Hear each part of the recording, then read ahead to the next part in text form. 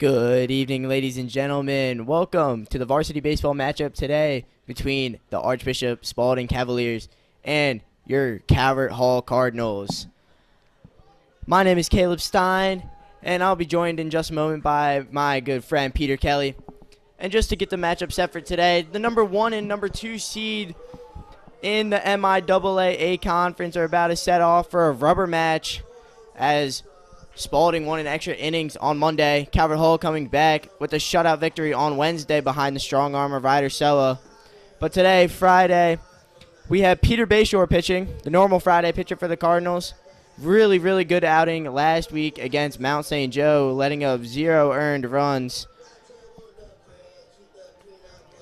But this Spalding Cavaliers team is looking for some revenge. First conference loss since last year, and they did not take it very well. But the Cardinals gaining some momentum, winning 6 of their last 7 games, and moving their way all the way to second place in the rankings. The starting lineup for the Cavaliers goes to shortstop, number 1, Braden Martin, batting leadoff. And then it goes to Cruz Luna, the right fielder. Batting third is Brennan Insco, the designated hitter. 4-5-6 goes 3-0 Lachlan, the center fielder. Drew Emmerich, the first baseman, and Jack McNally doing the catching. Rounding out the bottom of the order for the Cavaliers goes Carson Merritt, the second baseman. Third baseman Carver Salazar, and the left fielder Jacob Ruiz. Pitching for the Cavaliers today is number 34 Nathan Wines, the East Carolina commit. And the defensive positioning for the Cardinals today goes in the outfield, Luke Kreiner, the sophomore, in left, Caden Barmer in center, and Will Hack in right. At the corners, you have Thomas Pilarski at third, and the first pitch is called for a strike on the outside corner. But at the corners for the infield, you have Thomas Pilarski at third base and Michael Kobenspire at first. Your double play duo is Travis Pites at short and Jake Lindsay at second base, making his second consecutive start as that pitch is outside as well. Count 1-1 on Braden Martin.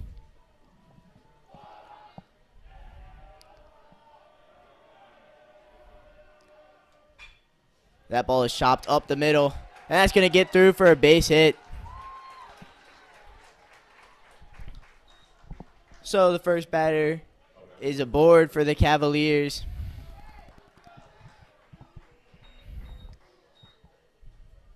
These last 2 matchups against these teams have been pitchers duels. Rodriguez and Yeager both throwing really solid outings on Monday. And then the freshman Ryder Sella for Calvert Hall going 7 strong innings again. As the first pitch, Cruz Luna sees is called a strike. Finally able to check in here. Pleasure to be on the broadcast again. Just had to clean up some things with the music. Well, we're all set to go here at Carlo Crispino.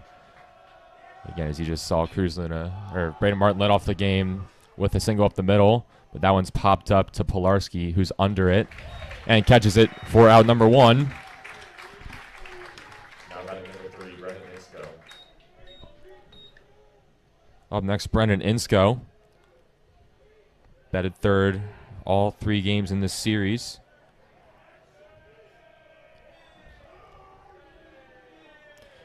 Designated hitter today, has played second in the first 2 games. Went 1 for 3 on Wednesday with a strikeout.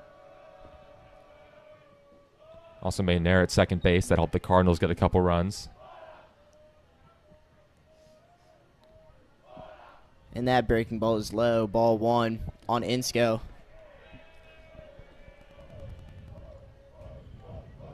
Bayshore checks on the runner. Now come home. That's right there for strike 2. Or strike 1, excuse me. Count 1-1.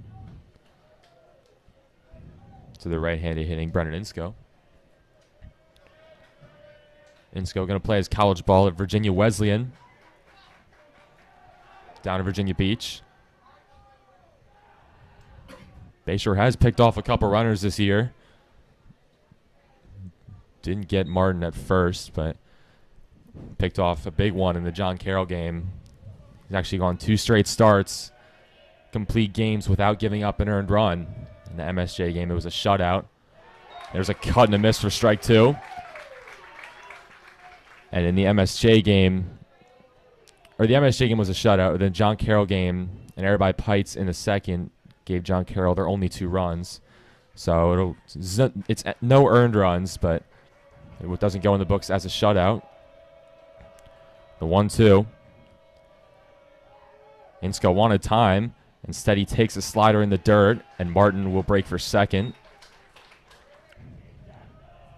Count at 2-2.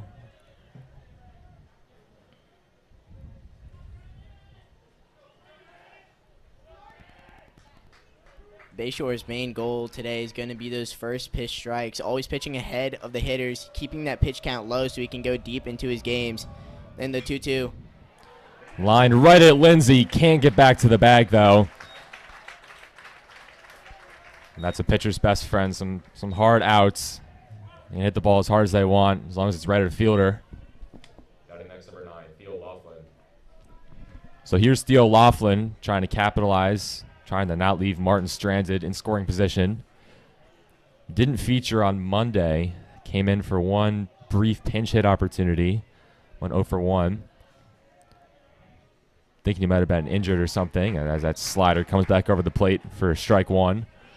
But he played and batted cleanup on Wednesday, and he's one of their best hitters. So that's kind of the reason I say there might have been an injury there. The 0-1 pitch. Pites flashing in and out at second. Now he falls back. Perfect slider again, 0-2.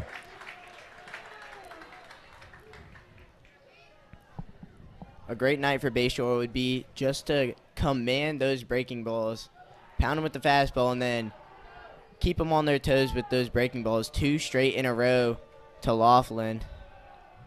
The 0-2. Laughlin almost offered, but he didn't. The count goes to 1-2. Bayshore was very, very efficient in the MSJ game. Going into the 7th inning, had just 54 pitches. They gave up a couple walks. There's ball 2. Sinker misses outside. A couple walks in that inning drove us pitch count, but still just 74 pitches to take care of the Gales. Just over 10 pitches an inning. That's tremendous efficiency. Already well past that in this game. 2-2, 2 outs. Runner on second. Chop to Pilarski. Pites grabs it. Can't get him at first. So that'll bring Drew Emmerich to the plate. Batting next, number 20, Drew Emmerich. Thought it might have been Pilarski's ball. The runner kind of, no fault of his own, just running to third, but kind of took away Pilarski's lane to the ball, and so Pites had to grab it, and pretty good throw off his back foot, but just couldn't get enough power behind it. You get him at first. Laughlin, the center fielder, does run well. I wouldn't be surprised if he steals here, but Calvert Hall is not going to be worried about that. Runner on first, trying to protect this run. Bayshore's slider is taken for a ball. 16 pitches already in the inning.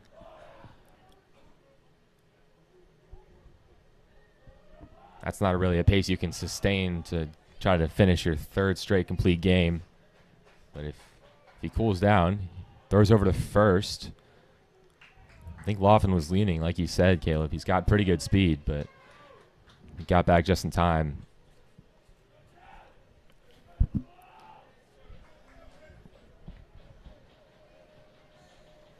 One of the count. Runners at the corners.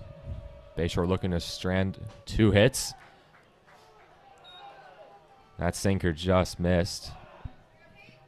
Wolf tried to bring it back, but unsuccessfully.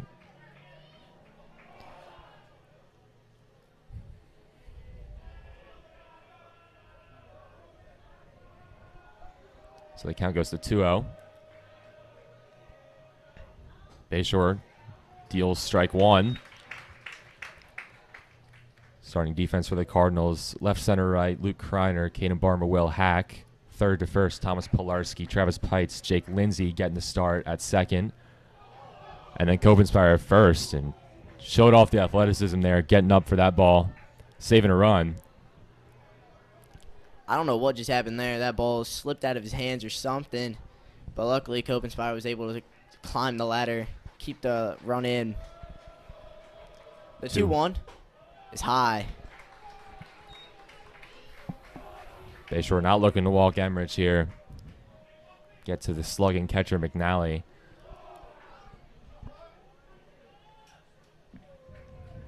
3-1. I would guess Laughlin will run on the pitch. He does not. That sinker taken upstairs for ball 4. So the bases will be loaded for Jack McNally. Seems similar to the situation we had on Monday. Rodriguez got into a first inning jam, but ended up getting out of it. Hopefully we can have the same luck here. Now batting number 13, Jack McNally. So Jack McNally got the start on Monday in their win, but it was Emmerich behind the plate on Wednesday.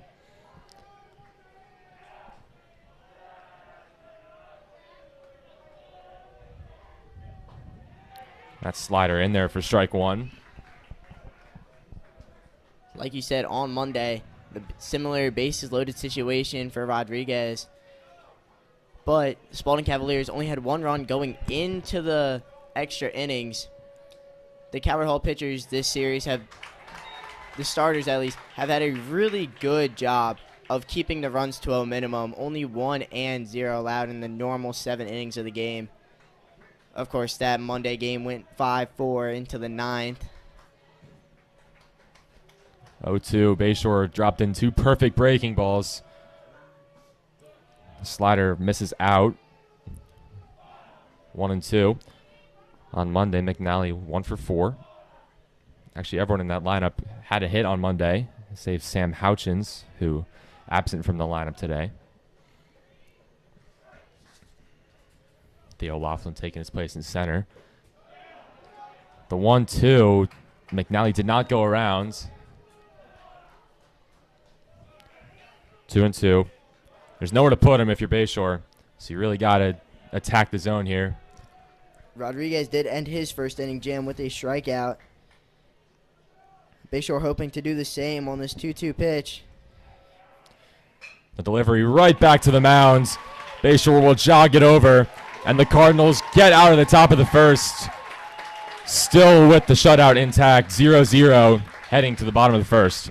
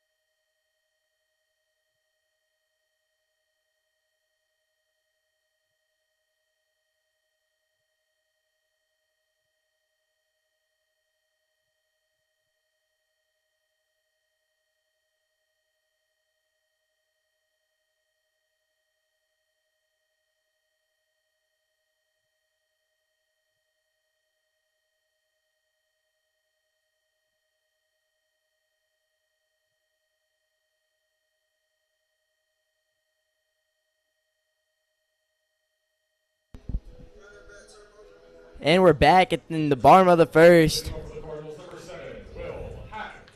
Will Hack, the right fielder, is leading off for the Cardinals. Second consecutive game leading off.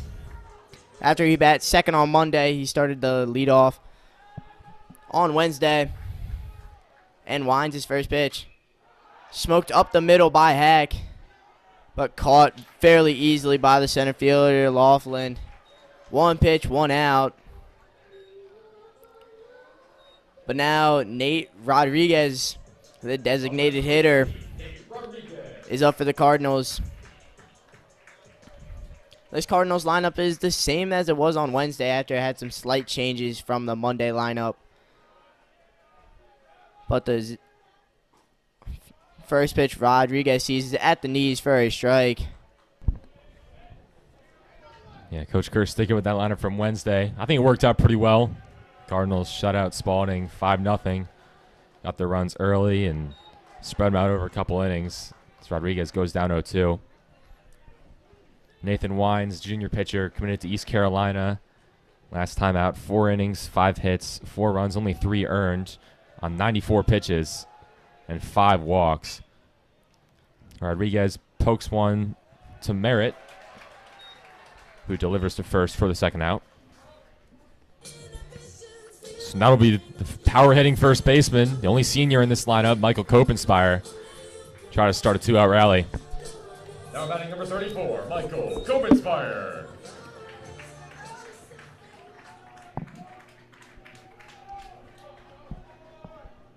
Winds his pitch. In and out of the glove of McNally. Cardinals certainly showcasing their approach here early on is to hunt the fastball. Didn't really look like they had an approach on Monday. 17 strikeouts in that game, facing 2 flamethrowers, Jake Yeager and Arian Vargas. And Wines, another one of those flamethrowers. Spalding's got one of, if not the best pitching staff in the state, one of the best in the country. Wines has been up to 94. That was last October, but he'll usually settle down around 90, 91. That one's chopped foul for strike 2. Wines only a junior. Cardinals have to deal with another East Carolina commit. Parker Thomas haunted the Cardinals for 2 straight years. Parker Thomas, the pitcher that won Spalding the championship last year against Calvert Hall. Kopenspire pops it up out to center. Laughlin is under it, and that's a clean inning for Wines. Did it much quicker than Bayshore did, but it's the same outcome. Heading to the second, 0-0.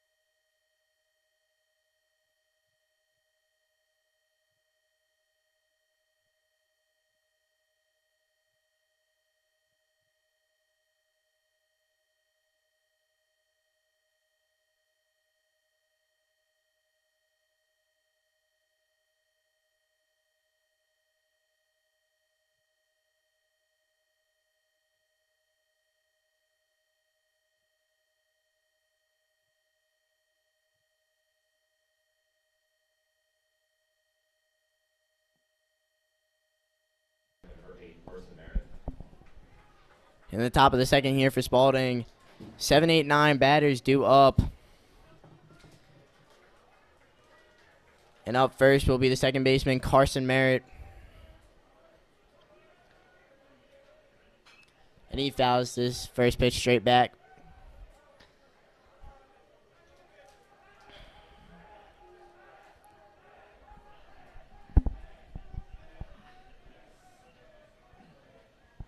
Carson Merritt's committed to Randolph-Macon College for baseball. And he lines out straight to Luke Kreiner for the first out of the inning. Much quicker already for Bayshore.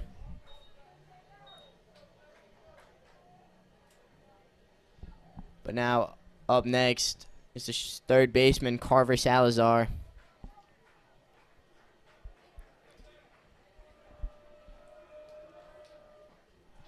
And that sinker catches the outside corner.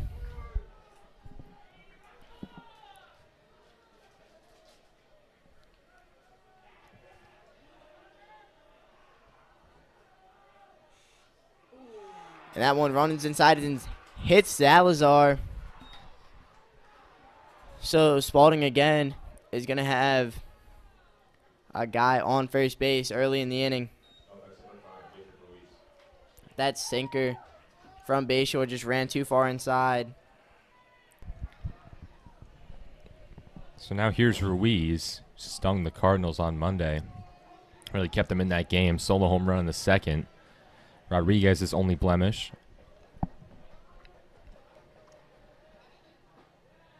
Slider curves over the plate for strike one. Bayshore will mostly feature a sinker-slider combo, as is the case for a lot of sinker ballers. He'll flash in a curveball and a changeup as well. But it's really his slider and his sinker, the two that play off each other the best. Sinker will settle down around 84, 85, 86, but he's rung it up to 89 this year. Big swing and a miss from Ruiz. He wanted to hit another home run there. And that sinker pitch from Bayshore has a little bit more left to right movement than a normal four-seam fastball. It's around the same grip, but it's just got that movement with the cutter going with the two-seam. And that slider goes over the head of Ruiz. 1-2 now.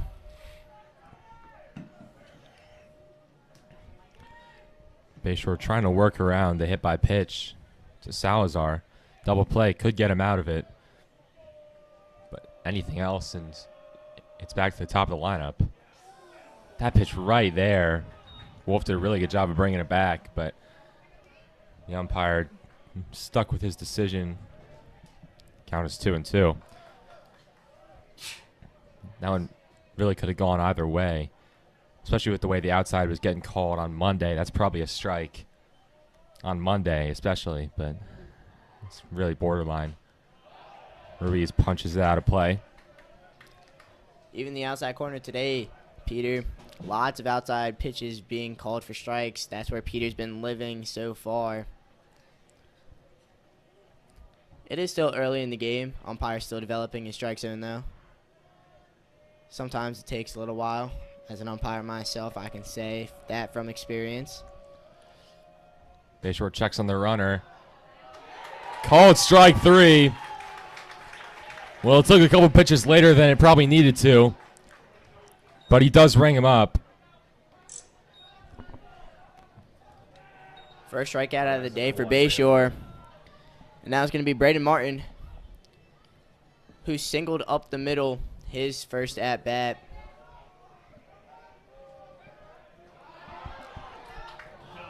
Takeoff really close at first. Peter started waltzing off the mound. He thought he had him. Salazar just got back in. Hack from right field was halfway back into the infield. He was that confident. Yeah, it looks really good. Sinker for strike one. You mentioned living on that outside part of the plate. That's what a lot of sinker ballers love to do, especially when facing a righty.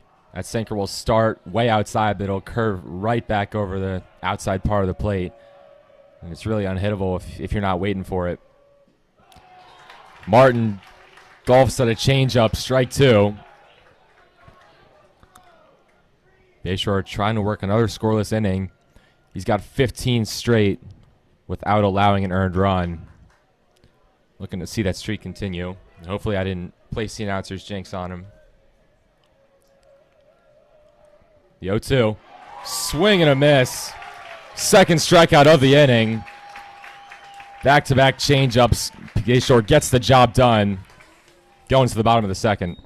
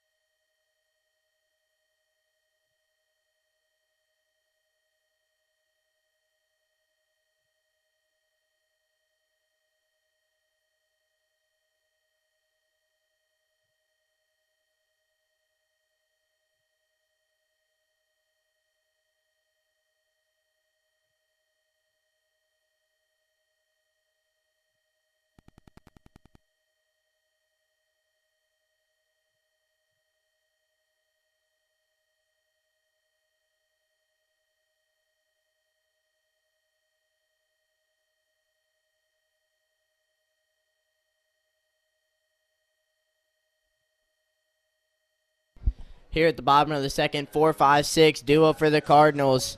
Sitting on for the Cardinals, number 2, Travis Pikes. Travis Pites, the shortstop.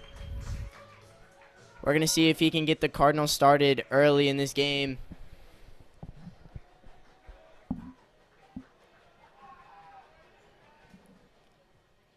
And he swings through that pitch.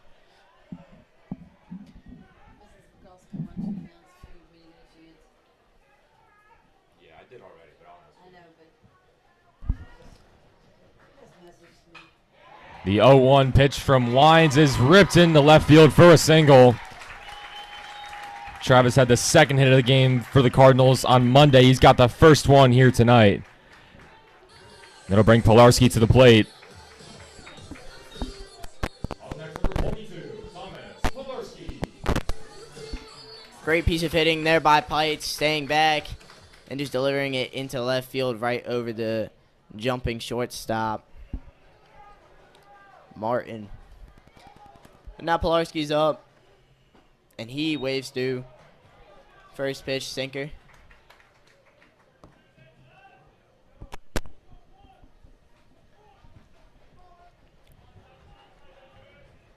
Wines really coming with that velocity today. As I mentioned, it'll be low 90s. Pilarski drops a beautiful bunt down. McNally's got to field it. They get him at first. Pites back in safely. Pilarski does the job, advances the runner. Cardinals have a runner in scoring possession with 2 chances to convert.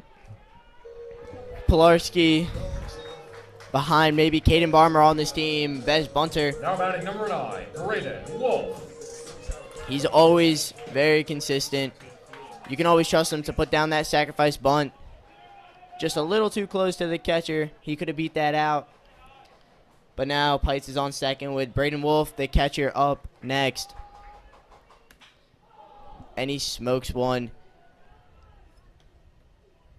Caught by the left fielder, though.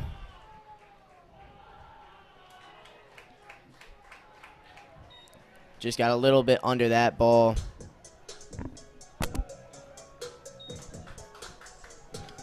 Up next, number 12, Luke Kreiner. Luke Kreiner, the left fielder. Only sophomore in the lineup today.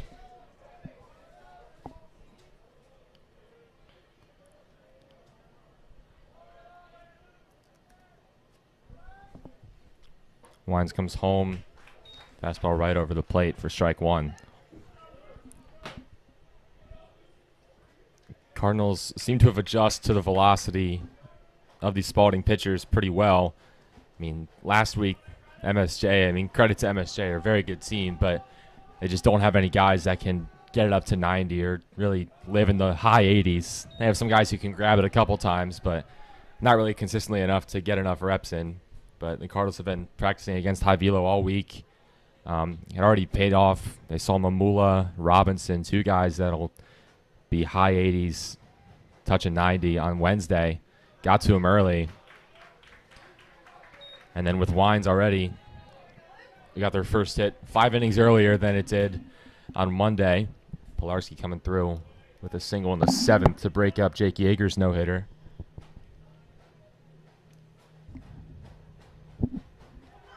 2-1 pitch. Wines spins around, but doesn't get Pites at second. Jake Yeager on Monday, 6 2/3 innings of no-hit ball. And then the Cardinals tied in the bottom of the 7th, sent to the extras. Kreiner hits this one down the first base line, but foul. 2-2 on Luke.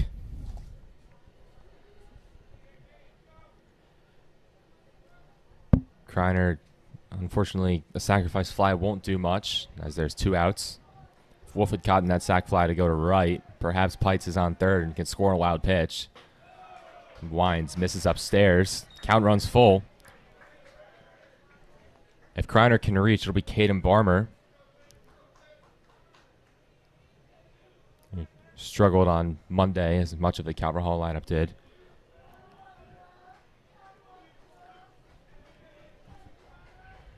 Wines comes home. Beautiful changeups. Get out of the inning. Cardinals still scoreless. Going to the third.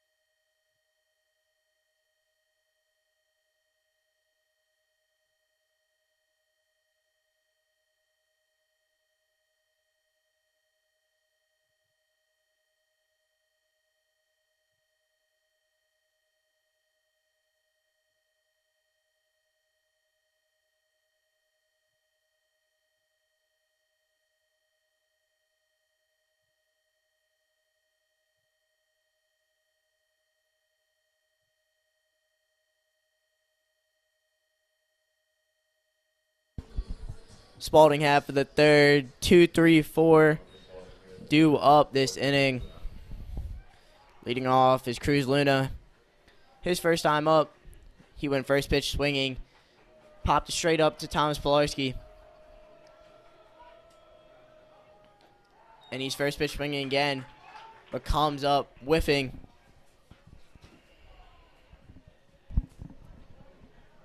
Luna been probably the best player on offense this year for Spalding.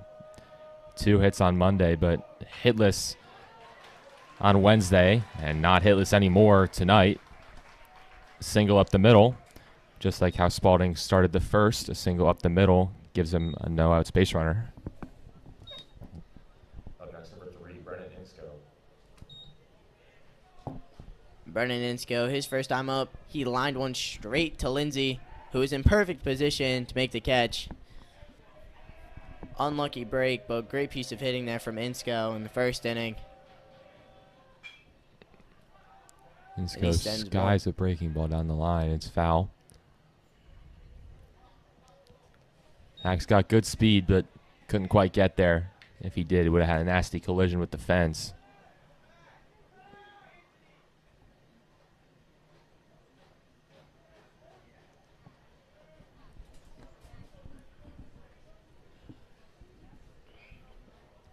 So it's a long strike after all that. Bayshore goes up 0-1 on Insko. Spins and throws. There's been several tonight that have been really close. Pickoffs at first. I have a feeling Bayshore is going to get one tonight. I think that might be 3 on the night that have been super close. And shows bunt, pulls back though as it was a ball.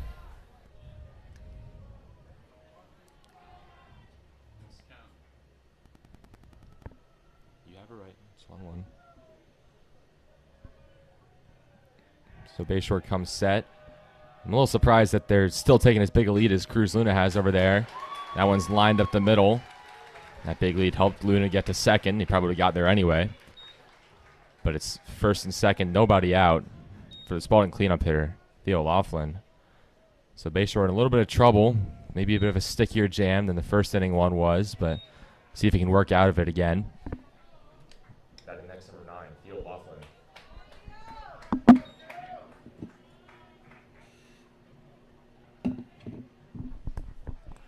Already 4 hits on the night for Spalding. Here in the third with nobody out. Laughlin squares to bunt, takes ball 1. Cardinals so far in their bunt coverage, and we saw this on Monday, that someone squared to bunt and they ended up slashing just because Pilarski crashed so far. And they didn't end up hitting it. But it just goes to show you can never really... It's a dangerous game crashing that early because on the one hand you're there for the bunt, but on the other hand you're putting yourself in danger of the slash. Laughlin, right at Wolf. Not able to get him at second. Lindsay couldn't corral it. Theo Laughlin showing sack bunt all the way. Just poor placement of the bat. Popped it straight back into Wolf. Lucky break for the Cardinals to get that first out. A double play would end this inning. Yeah, that's a really lucky break for the Cardinals. That's why you don't often see the 4-hitter bunting. And I know if you're Coach Palumbo, it's do a job, whatever, or for second one to advance them. But with your cleanup hitter at the plate, generally one of the guys you trust the most with the bat in their hands, and probably a guy that doesn't practice bunting a lot. Bayshore curls over strike on. I remember in the John Carroll game, first John Carroll game on the road. It was first or second. It was one of the road games at John Carroll, but Nate Rodriguez got assigned to bunt, and he was a little surprised, but he fouled a bunt back. Emmerich rips that one to center. Barmer grabs it. They're going to hold Luna at third. So it'll end up being bases loaded with still 1 out for Jack McNally. 3 singles in this inning for the Cavaliers. Bases loaded. Up next, number 13, Jack McNally. McNally couldn't convert in this situation in the first. Grounded right back to Peter, who flipped over to first to retire the side with the bases loaded. A ground out to Peter here. He would most likely be coming home. Depends on how good the jump the runner at third gets. That breaking ball is in for a strike. Same pitch he started him off with last time. But back to that little story. Rodriguez got to sign the bunt, and he came back to the dugout, and he was like, "Coach, why are you telling me to bunt?" And Coach said it was a mistake, and Rodriguez was telling us how he hasn't bunted since 12U. So it just goes to show you that cleanup hitters don't get a lot of practice bunting, so it's probably not the wisest thing in the world to have him bunt.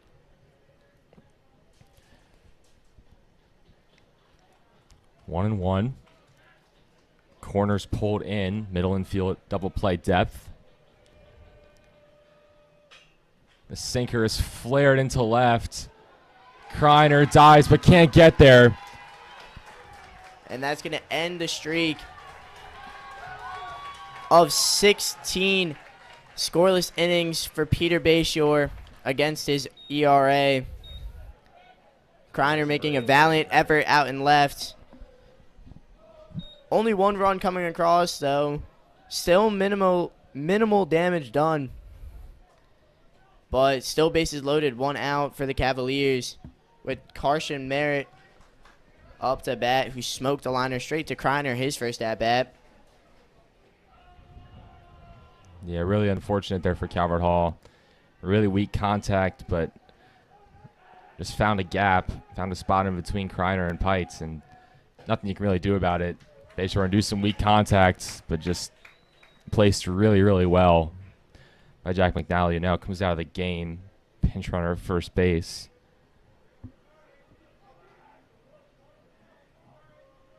I believe it might be Noah Vasey.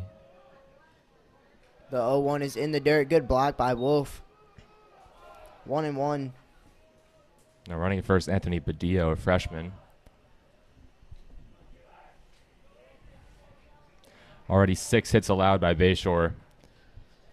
Kind of similar to how Rodriguez's day went on Monday. Pitched really well.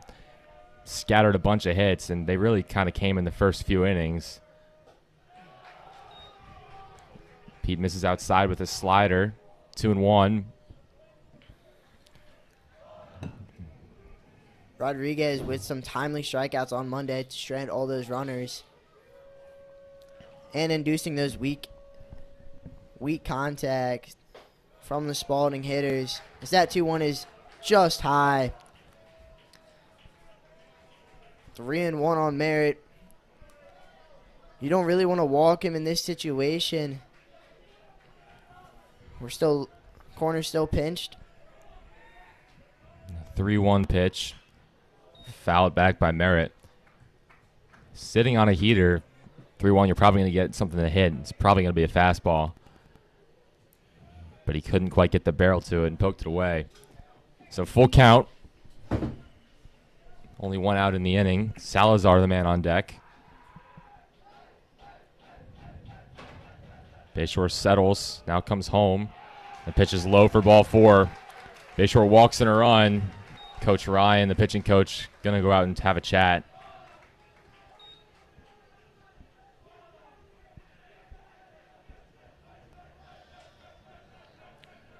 So we'll step aside for a minute as they talk it over. Spalding has taken a 2-0 lead here in the third. Carver Salazar due next when we come back.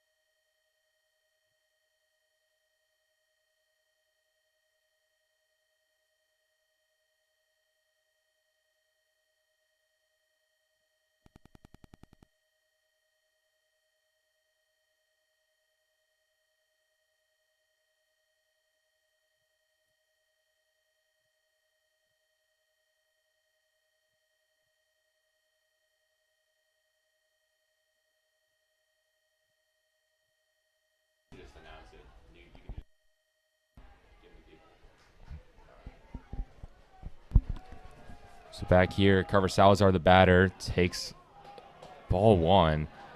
That pitch has been called a few times tonight. That first pitch curveball, high and in. But didn't get the call there, unfortunately. That pitch probably a strike, but just not a favorable call. There's a strike. That one looked a little bit more like a ball than the first one. Yeah, that's what I was about to say, yeah. Perhaps a makeup call there from our home plate umpire. So we've had 3 straight hitters in 1-1 counts. Sinker for strike 2.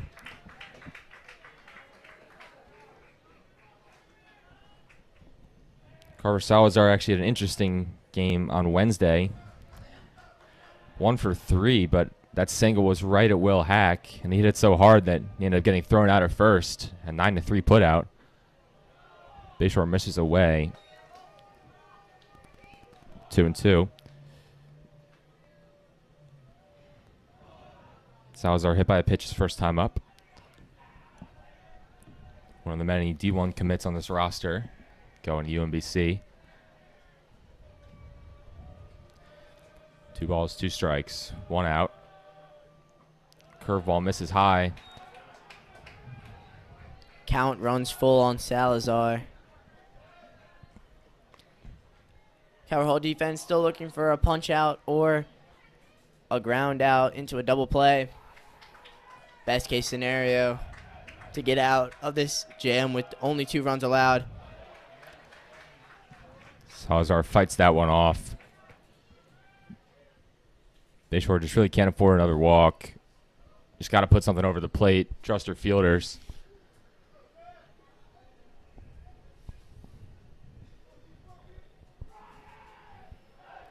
Three-two to the 8-hitter. And Salazar loops it out in the right. Hack's going to come home with it. And it's cut off, or tried to cut off by Copenspire. Emmerich will score. It's 3-0 here in the third. So Bayshore does get that second out, but at the expense of a run. And now it's Ruiz, the 9-hitter. Trying to add on a few more. Up next, number 5, Jake Ruiz. So Ruiz is up. 2 outs, runners on first and second.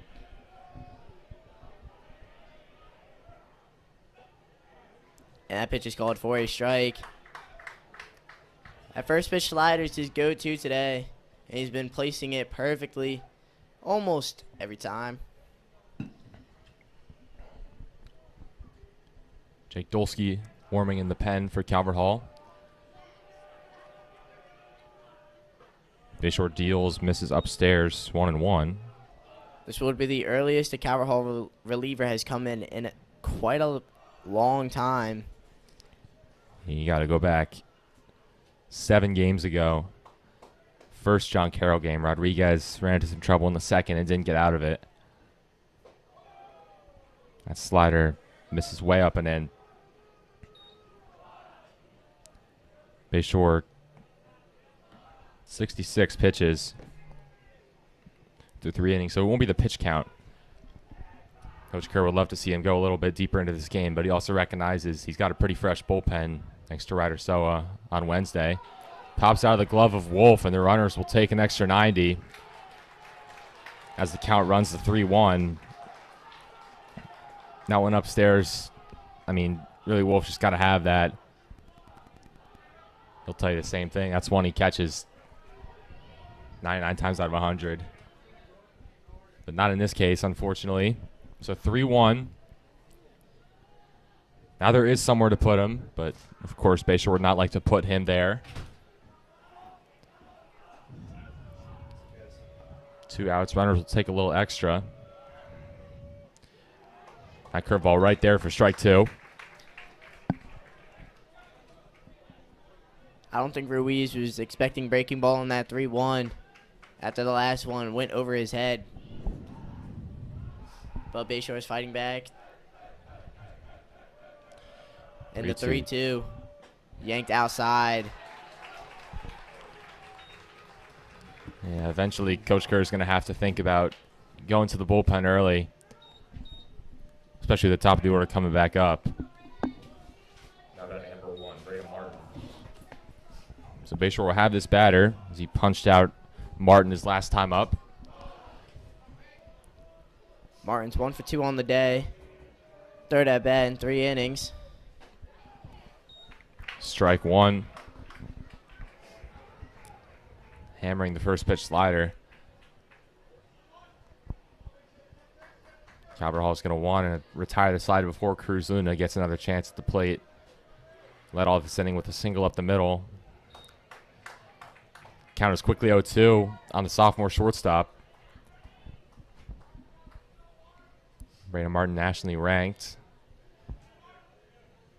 Top 200 in the nation for his class. Number 1 shortstop in his class in the state. 0-2. Breaking ball misses. 1-2. Bayshore after his first pitch strikes. It's around 50-50 from there, of either if it's ball 1 or strike 2. And then once he gets to that 2 strikes, he's had a little bit of trouble retiring those hitters. As Martin grounds out to Lindsay. So Martin is retired to end the inning. Here we go 8-9-1 for the Calvert Hall hitters coming up in the bottom of the third.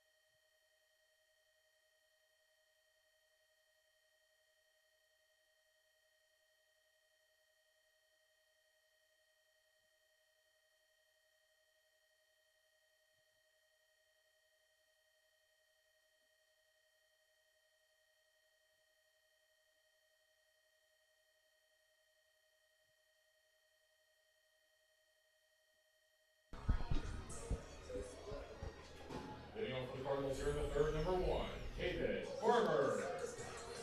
Caden Barmer is leading off the bottom of the third for the Cardinals. The junior center fielder has moved around in the lineup a little bit. Started out the season as the number 1 hitter. His first pitch he sees from Wines is upstairs.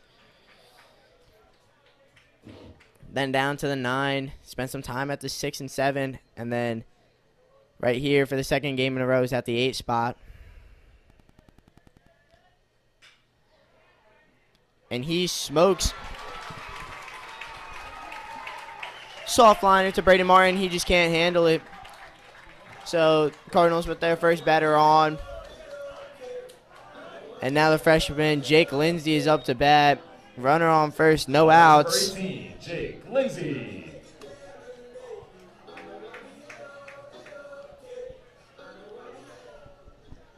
Yeah, that kind of soft liner to Martin just kind of ate him up.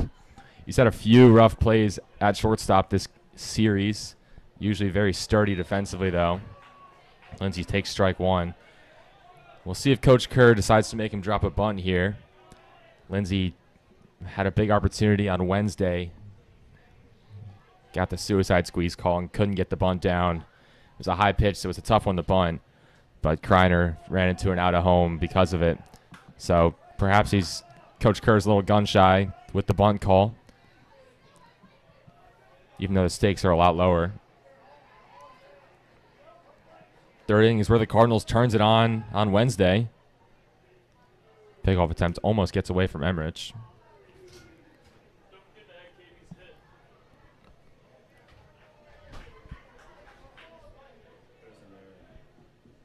That's fine. It doesn't really matter. It's just a game changer that matters. The 1-1 to Lindsay is low.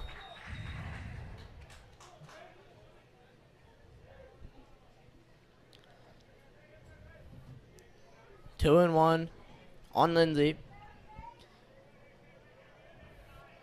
Barmer with great speed at first. He's not going as Lindsay pops this up into the left field for the first out of the inning.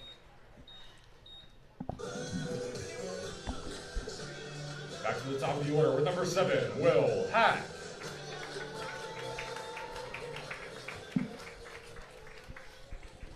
So now it's back to the top of the order with Hack. Cardinals actually broke through in that third inning on Wednesday, scored 2, but both runs came with 2 outs. Kopenspire hit RBI double, and then Pites hit a single to center to score Kopenspire. So they'll look to replicate it. 1 gone here in the third. Will Hack ripped one his first time up, but unfortunately right at the center fielder, Laughlin. The first pitch he sees catches the outside corner for strike 1.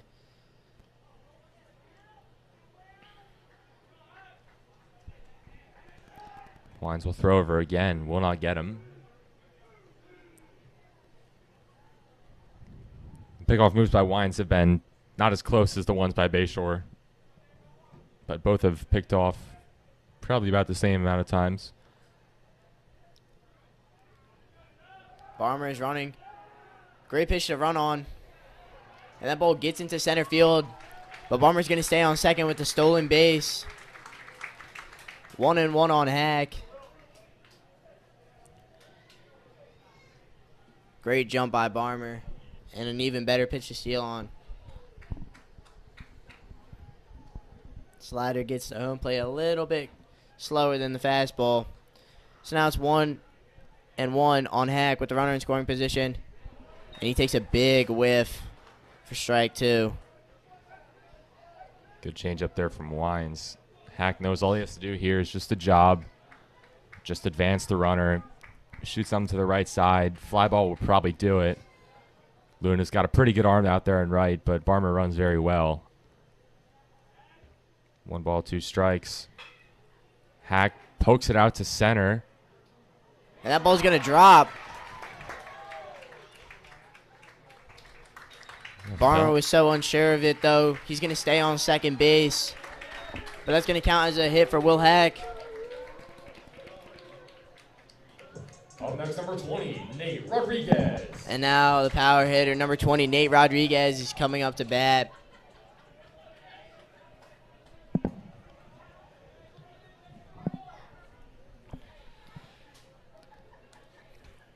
Rodriguez, probably the Cardinals' best hitter this year.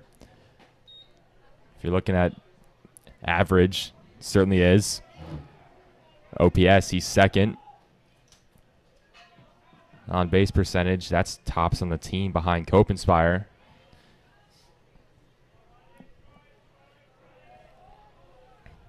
One ball, no strikes. Rodriguez shoots it right at the second baseman, who flips the shortstop, and that's all they will get.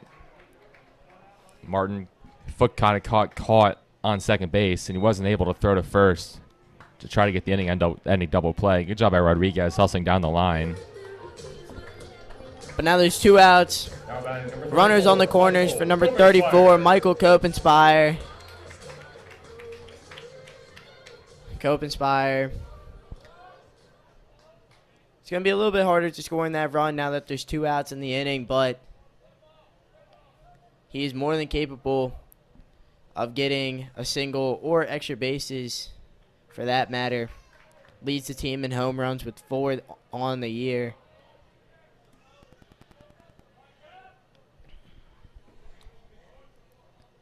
Copenspire stands in, takes ball 1. That pitch looks pretty good. Wines kind of feeling the same thing I did. Kind of tilted his head a little bit, silently asking, where did that miss? Runners on the corners for the Cardinals' best power hitter, slugging first baseman Copenspire. And that one's also off the outside corner. You know, Wines has hit his spot both times. Both times really could have been called strikes. Copenspire getting very fortunate. Definitely with that second one, too. Thought we might have a bit of a makeup call situation. 2-0. Hitters count. Copenspire chops it to Martin at short, who flips it to second base for the out. Cardinals have their best chance of the day, but they still remain scoreless. Going to the 4th. We'll see who comes in the pitch for Calvert Hall. 2-3-4 duo for the Cardinals in the top. The Cavaliers in the top of the 4th. Cardinals strand to that inning. Still 3-0. And Will Bayshore back out for his 4th inning of work.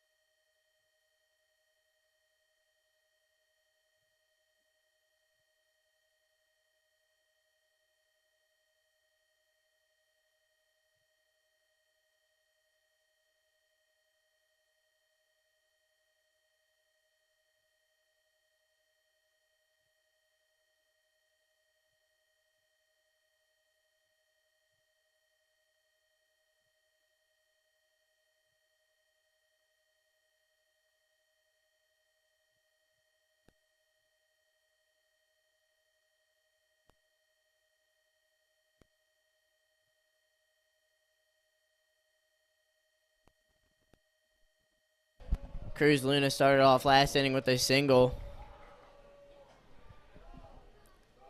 Arguably the Cavaliers' best hitter on a great hitting team all around, top to bottom. But Bayshore is out for his 4th inning of work. His pitch count is kind of high, but 1 or 2 innings of solid work should do the job.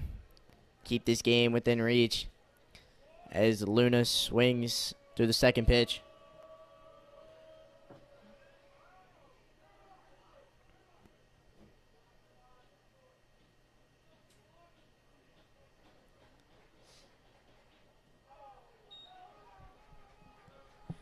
And that's a changeup down. 2-1 on Luna from Bayshore.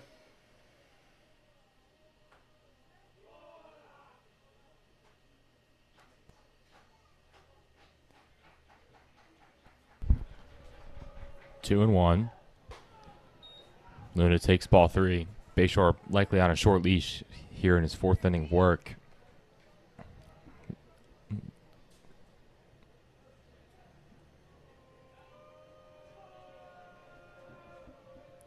Three one. Skied by Luna. Pites under it. He's got it for out number 1.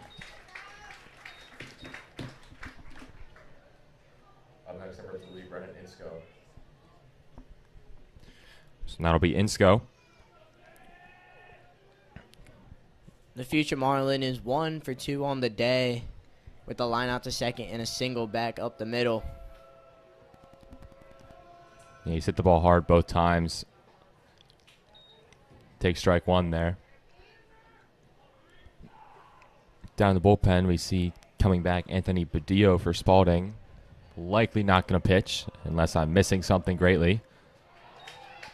Insco waves and misses. Badillo perhaps warming up his arm for a defensive substitution. Maybe for Merritt at second or third base, which is where he usually plays, which is Salazar. Chopped to third by Insco. Pilarski rockets it over to Copenspire, who takes it out of the turf for the second out. Pilarski with the cannon over at third base. Gets the second out. Relatively quick fashion. First time all game that Spalding has not had a runner within the first out of the game. But now the center fielder, Theo Laughlin, is up now. 1 for 2 on the day also. We're looking for his first 1-2-3 inning of the night. He's got 82 pitches. If he does get that 1-2-3 inning in, retires Laughlin. Lindsay ranging to his left, fires to first, but it pulls Copenspire off the bag. And Laughlin beats it out. So a great stop by Lindsay, but not able to set his feet in time to throw out Laughlin. So it keeps the inning alive for Drew Emrich.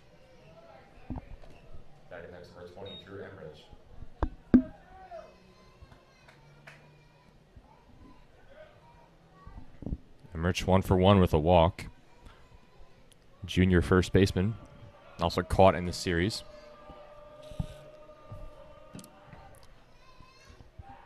Epic off attempt is late as well. A little more clear to the umpire.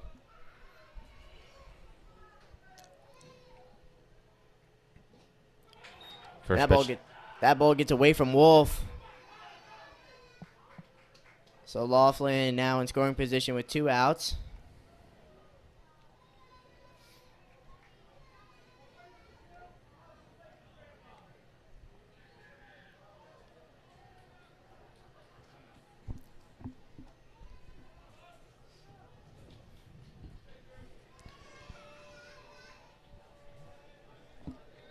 McNally on deck, 1 for 2. And he hit Emrich. So 2 straight 2-out base runners for Spalding after 2 quick outs. And Coach Kerr makes the walk to the mound. And that might be it for Bayshore. Dolsky stepping forward off the mound in the bullpen.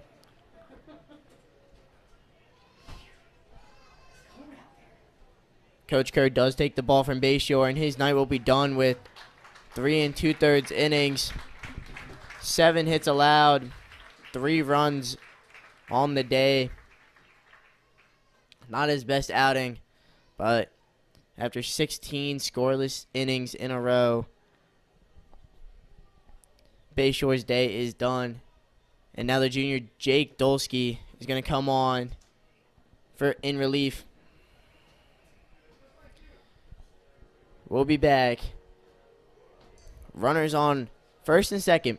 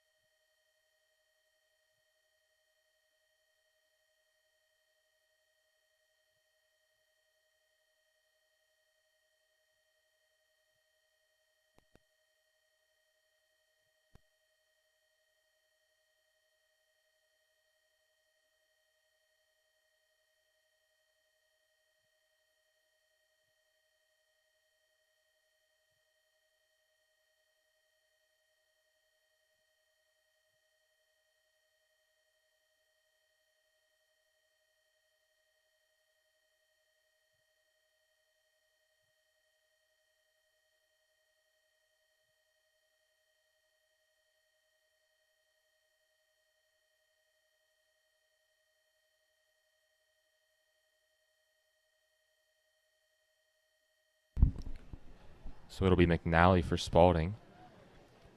Dolsky worked out of a jam on Monday. Came in first and second, 1 out. But got out of it 2 straight outs. And that was it for him. Only 6 pitches. So he should be very fresh. Misses out with his slider. Dolsky really struggled early on this year. And a couple rough outings, but he settled in as we've gotten deep in the conference play. And good for him that he's regained that confidence. That one ripped. The pass, the dive of Lindsay. They're going to send Michael Thompson, courtesy runner, and he will score. It's another run for Spalding in the 4th. And it's their 8th hit of the ball game. Up next, number 8, Carson Merritt. Carson Merritt up next. Badillo running at first.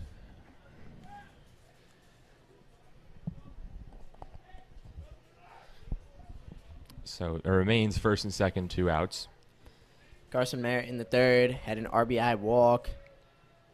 Other than that, is appears to end up going to go 0 for 2 this game.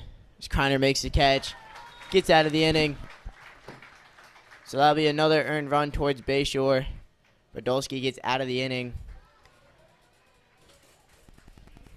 We're heading to the bottom of the 4th.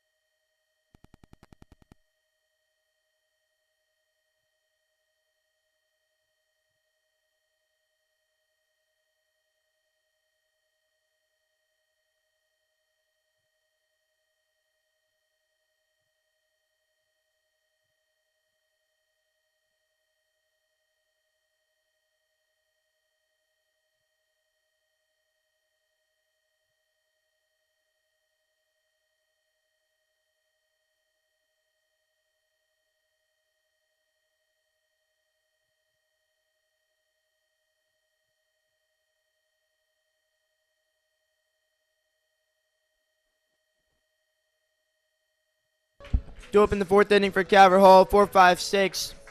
Starting with the shortstop, Travis Bites. Travis, his first at-bat. Had a single, but got stranded on the base pass. Winds back out there. Still shoving for the Cavaliers. And his first pitch is high to Pites.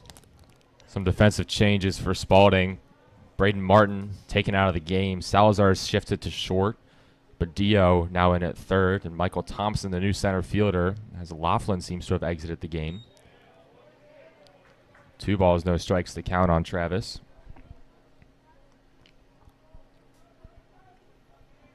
So 2 of the Cavaliers' better hitters out of the game. I don't know what that's all about. Travis did not go around, so it's 3 balls and no strikes. Pite's certainly going to search for a leadoff walk, but probably does have a green light too. He's been swinging the bat really well.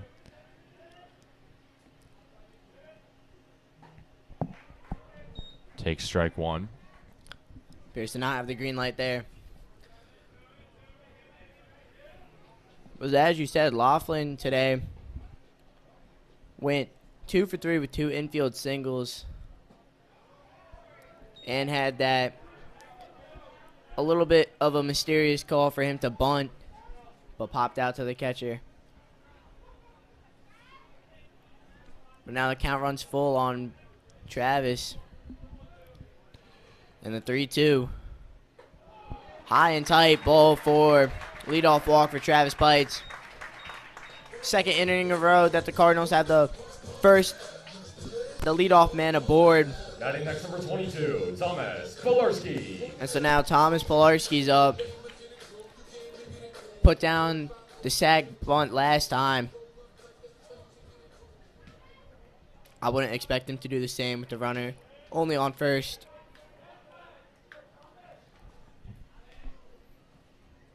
He puts down the bunt, but it goes foul. Pretty fortunate that McNally didn't catch it like he done the one to, like Wolf did on the one to Theo Laughlin. Pites, probably the Cardinals' best bunter on the year. Cardinals have struggled to get down bunts at times this year, but Polarski has been pretty constant, able to get him down.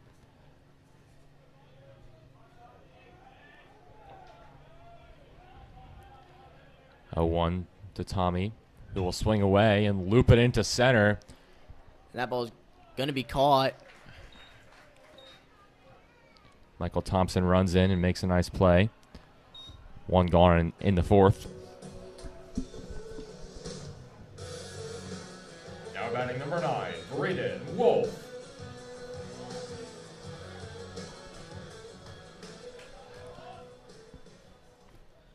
Now on comes the catcher, Braden Wolf. And smokes just foul. Just ahead of that pitch. Really, really good contact there. Wolf all over that one. Some of the best of Braden Wolf comes out whenever he plays Spalding. Had the Cardinals only hit in their loss in the regular season last year off of Jake Yeager. And then racked up a few more in their win. So we batted leadoff on Monday. Got on base once with a walk. That one barreled, but a really nice play by Badillo at third. Unlucky. Wolf barreled up 2 balls in that at-bat. And nothing to show for it. And it's up to Kreiner to try to not strand Pites for the second time. Great play by Badillo at third base, though. Now Luke Kreiner. Pites still at first. That first pitch to Kreiner is high.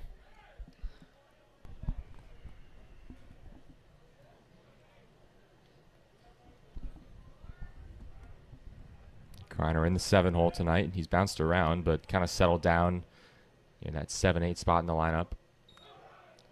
That pitch called a strike. McNally drops it. So Travis gets to second. Now there's a runner in scoring position. 2 outs. A single should score a run here. I call it very favorable to Wines. Usually when the catcher doesn't catch it, takes a really good umpire to make that call.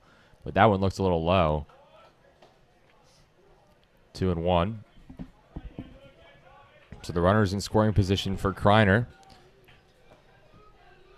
Kreiner does a good job of usually not going down on strikes. 3-1 hitters count for Kreiner.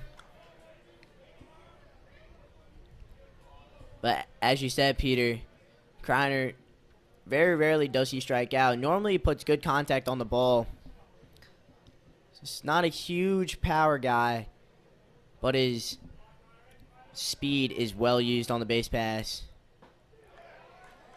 3-1, strike on the inside part of the plate. Umpire tried to ring him up there. Only 1 strike, though. Yeah, we all make mistakes. I've done that quite a few times in my umpiring career. And Kreiner looking like he doesn't want to swing, but goes down swinging for the second time tonight. So Pites gets stranded at second again. 4-0 as we head to the top of the fifth. Spalding still leading.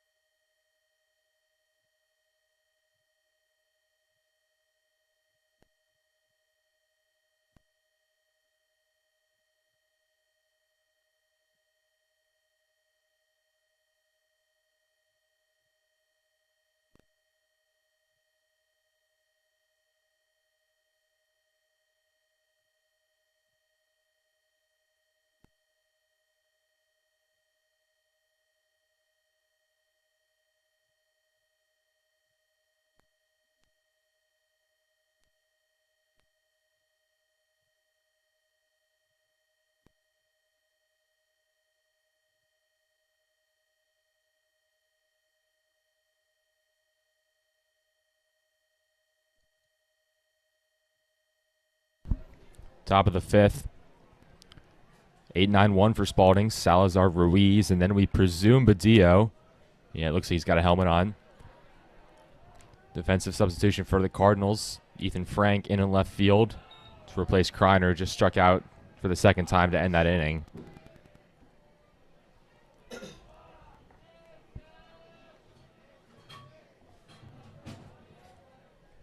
Dolsky delivers. Salazar fouls it off. Count goes to 1-1. Calverall bullpen seems quiet. I know I saw Mileto down there. Hey, there he is.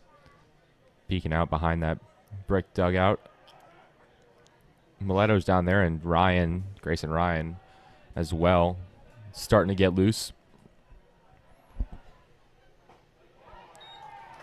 Good slider there from Dolsky. 1-2.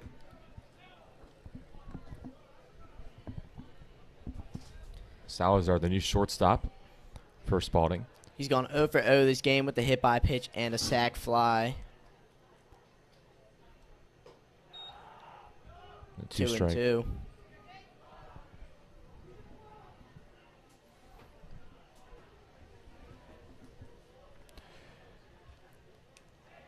Two balls, two strikes. Dolsky delivers. That's roped out in the left. It's going to get down the corner off the wall. Frank is going to have to play it on a hop, but he's going to have no play at second. Salazar in sliding. Could have had a stand-up double, but decided to slide.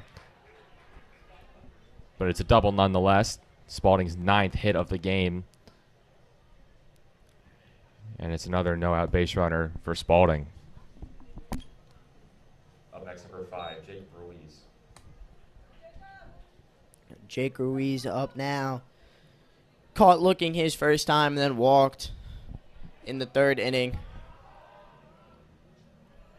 But there's a runner in scoring position for him. And he tries to lay down a bunt. But it goes foul straight into the dugout fence of Calvert Hall.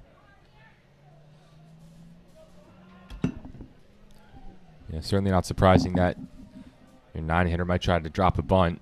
But Ruiz got some sneaky pop. Obviously, that home run on Monday. But he also barreled one to the fence in the Wednesday game. Their only extra base hit of the game, Spalding's. Breaking ball misses upstairs. 1-1. Ruiz did not square to bunt there. So it seems maybe that sign is off.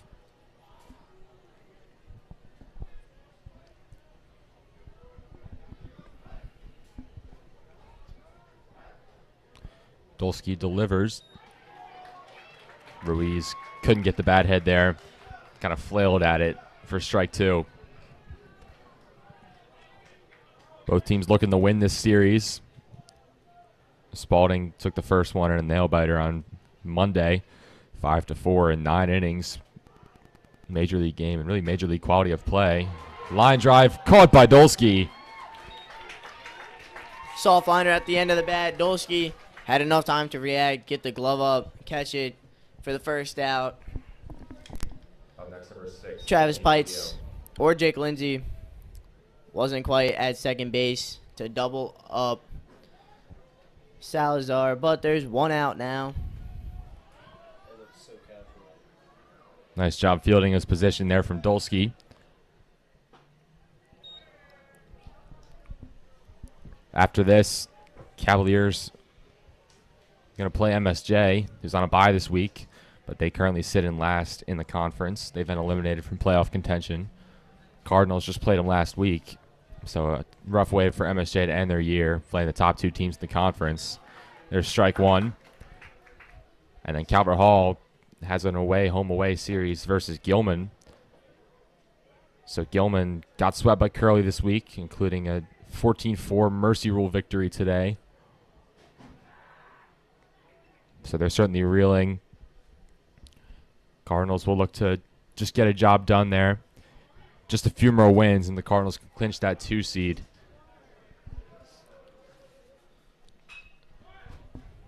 That one pop foul down the right field line into the Spalding bullpen. 1 ball, 2 strikes to Anthony Badillo, who is one of the top freshmen in the nation. Top 50 prospect nationally. Part of the 14U Select Fest. Perfect Game does. Some elite players at those events, and Anthony Badillo was one of them just last year. So bright things in store for him. You thought he got time. Umpires did not grant it. Really fortunate that pitch wasn't a strike.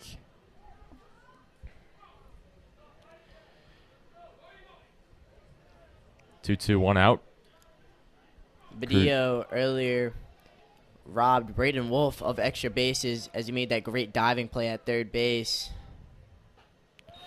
And the count runs full on him. Dolsky keeps trying to go outside with kind of that slider, sweeper type pitch. Hasn't really gotten any to land where he wants. Badillo has worked the count full. The 3-2. Swing and a miss. Dolsky rings up Badillo. His first strikeout of the day. So now up for the Cavaliers is the right fielder Cruz Luna.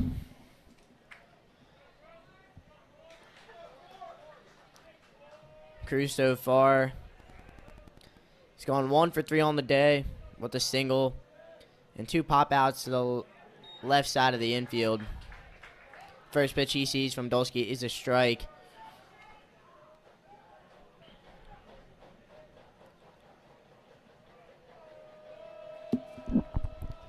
But let's say Calvert Hall wins this game and then sweeps Gilman. They would clinch the 2 seed. Strike 2 in the Luna. Dolsky just needs 1 pitch to retire the side, strand that leadoff base runner.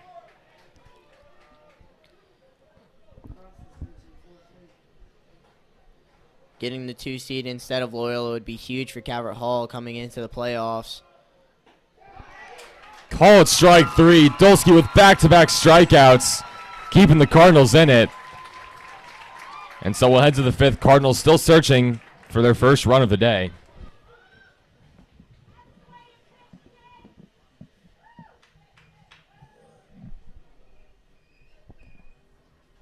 Eight, 9-1 duo for the Cardinals in the bottom of the 5th. Let's see if we can get some things going here.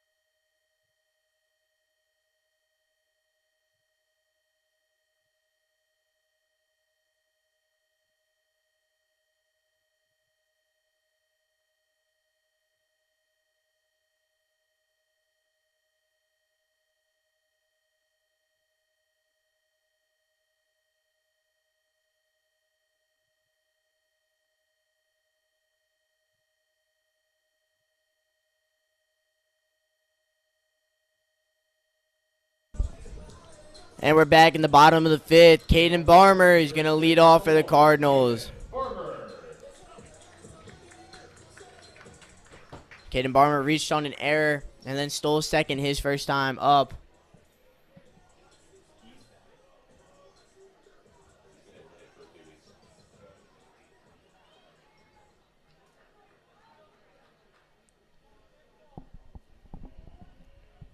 Nathan Wine still out there going 4 strong so far. First pitch, Caden sees is outside and low for a ball 1. But Wines, East Carolina commit, has only let up 2 hits, a walk, and 2 strikeouts. Both Luke Kreiner swinging. But that one's inside on Barmer, 2-0.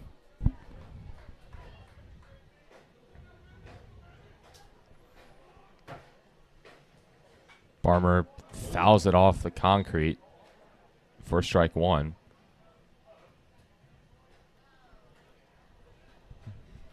On deck, Brennan Kwiatkowski will pinch hit for Jake Lindsay, just like Coach Kerr did on Wednesday.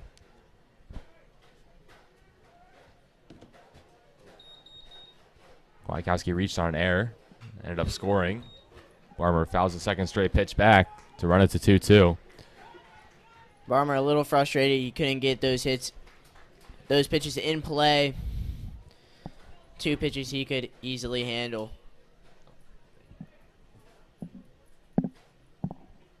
2 balls, 2 strikes.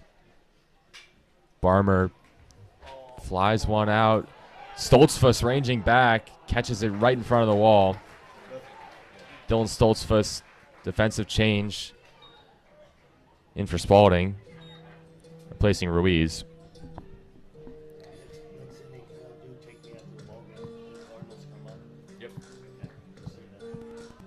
Pitch hitting for the Cardinals, number 4, Brennan Kwiatkowski. Now up for the Cardinals, Brennan Kwiatkowski, second senior to hit tonight. Pinch hitting for the freshman, Jake Lindsay. That pitch is called for a strike. Kwiatkowski not able to throw. He was the Cardinals' starting left fielder. Hurt himself just a week into the year at Miller, the game at Towson University. Threw out his elbow. Unfortunately, it was a really good start to the year. Stats are gaudy. 444 batting average, 1060 OPS. He was probably the Cardinals' best hitter for that first week of the year, so it was really a huge loss. Kwiatkowski fights one off to keep the at-bat alive.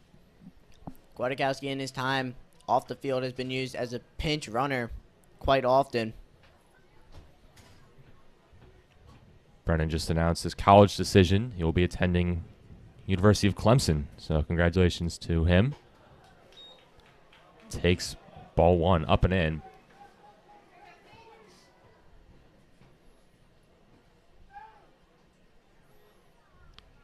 Kwiatkowski just going to look to see some pitches. If he gets the barrel to the ball and gets the right launch angle, the ball's going to sail out of here. So he chops this one into the ground for Wines. Good job by Ermich to shift his feet, make the play at first for out number 2. Leadoff hitter Will Hack is up next. 1 for 2 on the day. That's the top dealer with number 7, Will Hack. He's hit the ball well today. 1 for 2. Line out on first pitch of the game for the Cardinals. And then smoked a single. And that ball is slicing foul.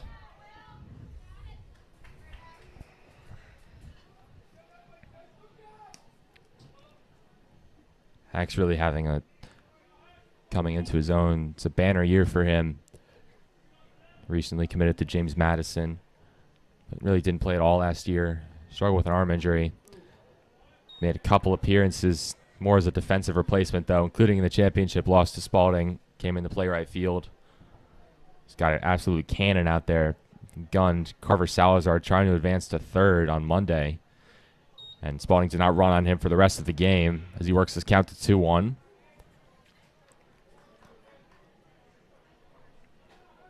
If it weren't for Caden Barmer, Hack would probably be playing center field.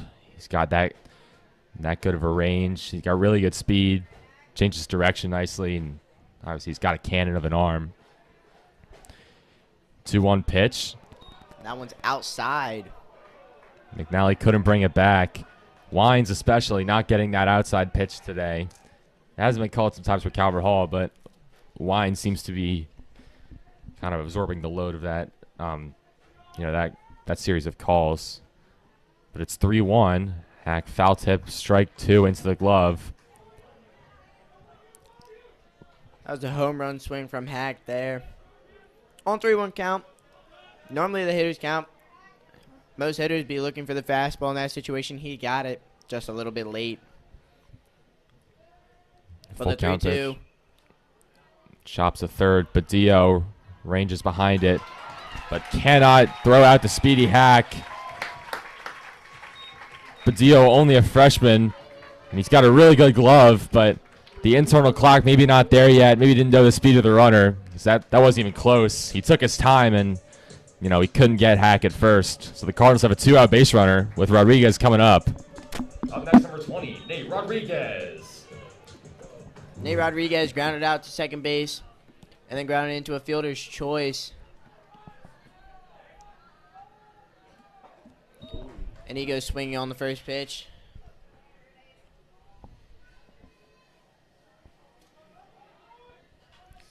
So Hack extends the inning by beating out that ground ball to third.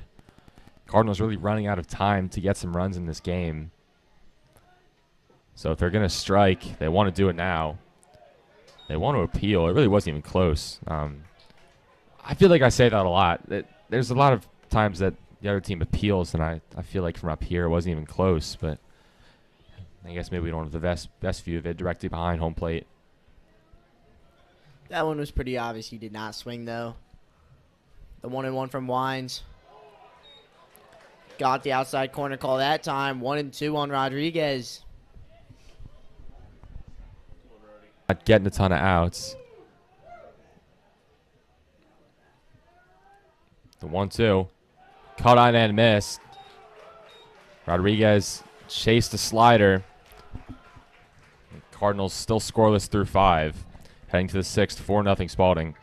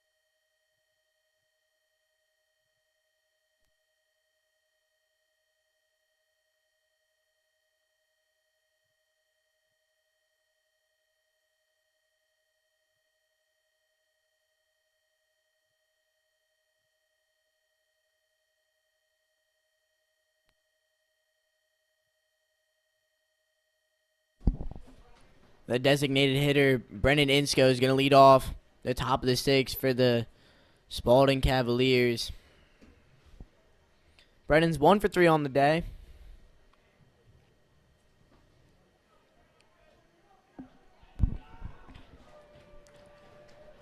Dolsky delivers.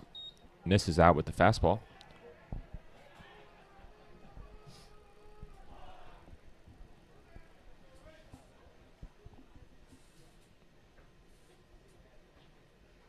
Insko DHing today, but he's played second for the first 2 games of the series.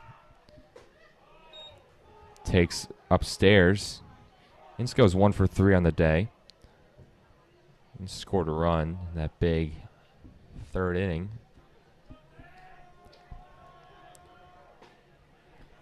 That pitch is called for a strike.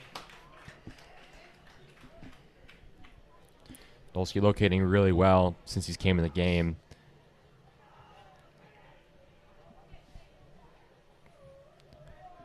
Gave up some inherited runs, but has not given up an earned run of his own. There is a swung on and missed, strike 3. Third strikeout in a row for Dolsky, dating back to last inning. Up next for Spalding, number 22, Michael Thompson. So now Michael Thompson, his first at-bat of the day since he's come on for Theo Laughlin. It's the first we've seen with Thompson this series. Takes ball 1.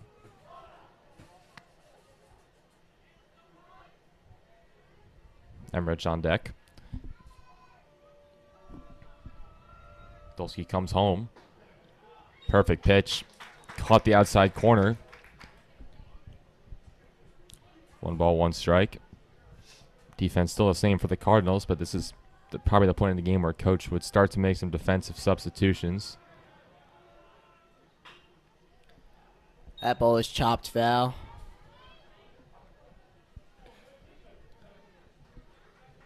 One and 2 on Thompson.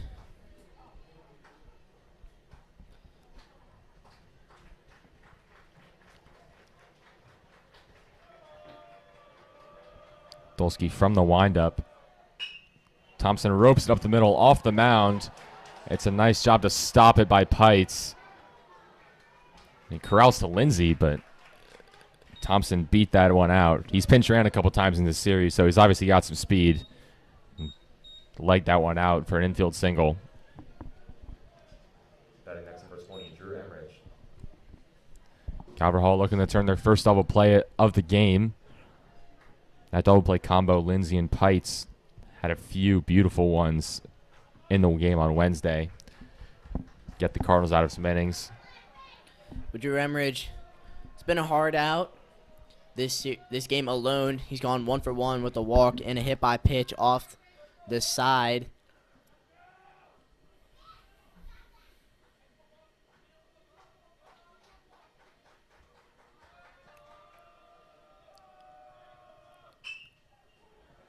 And here's that double play. Pite's going to take it himself. Fields it cleanly, steps on the bag, throws it over to Michael Kopenspire on a rope. Cardinals get out of the inning. 1 hit allowed, but no runs. Here we go to the bottom of the 6th. Cavaliers still winning 4-0.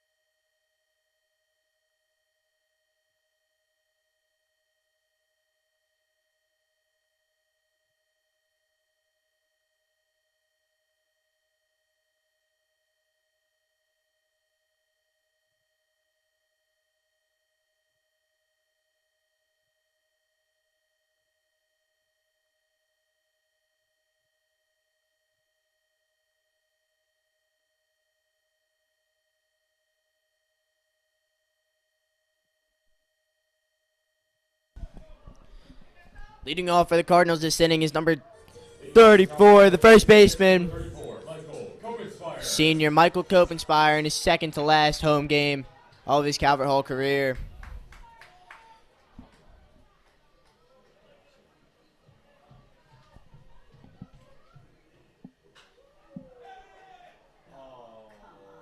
and he flies out. Left fielder makes the catch. Up next, number 2, Travis Heights.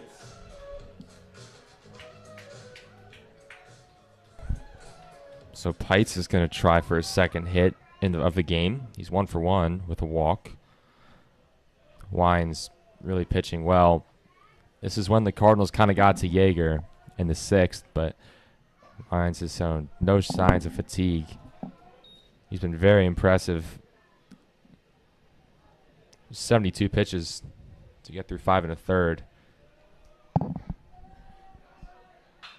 lot more efficient than his last time out. That one beats Padillo, and Travis has got his second hit of the game.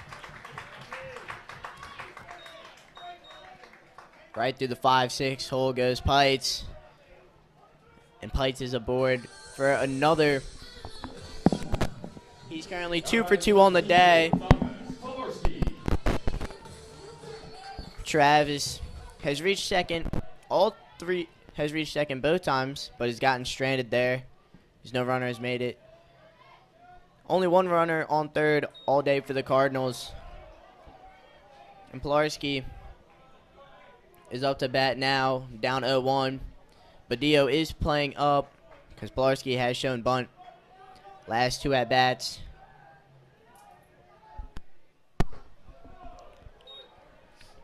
Pilarski takes.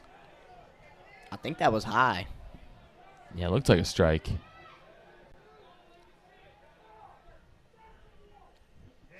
Spalding bench just got warned. Must have been a little upset with that call. It did look like a strike, but umpire appeared to not call.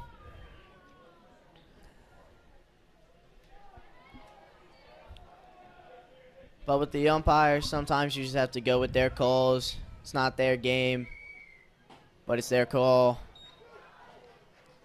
And that one is a strike. My guess is that one more to just appease the Spalding bench. He's called pitches closer than that balls. So it is 1-2 on Pilar.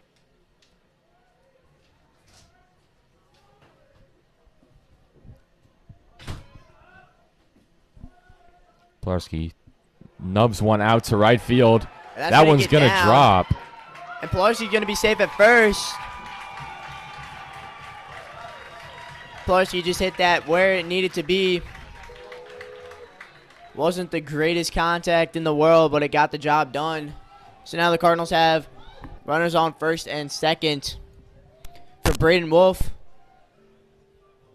And Spalding's going to have a quick visit. We'll be right back.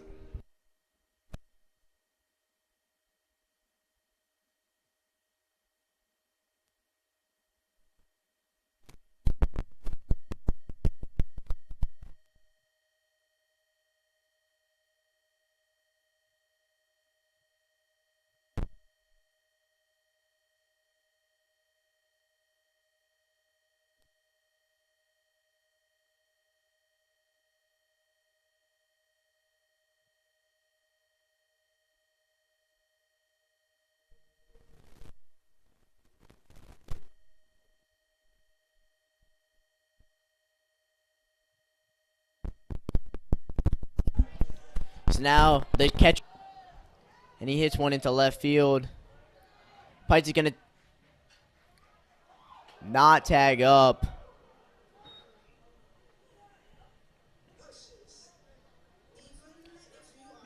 Good play there by Cruz Luna.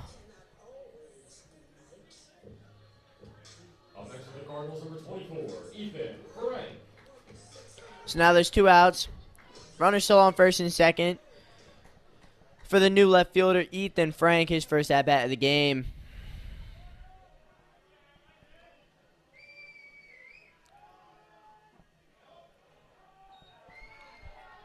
And Frank takes that pitch outside for a ball.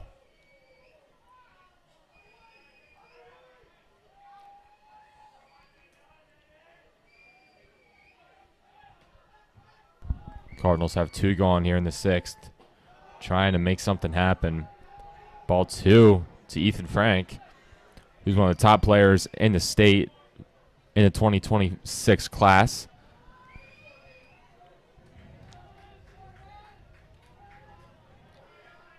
Trying to extend the inning for Barmer.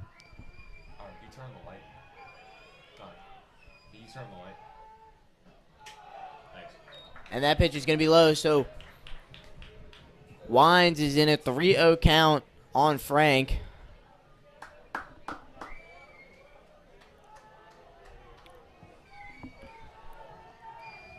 Count. We'll see if he gets a green light.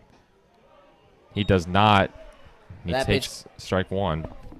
Outside corner there. Been called a strike all day. Our view is a little blocked if it actually hits the corner or not.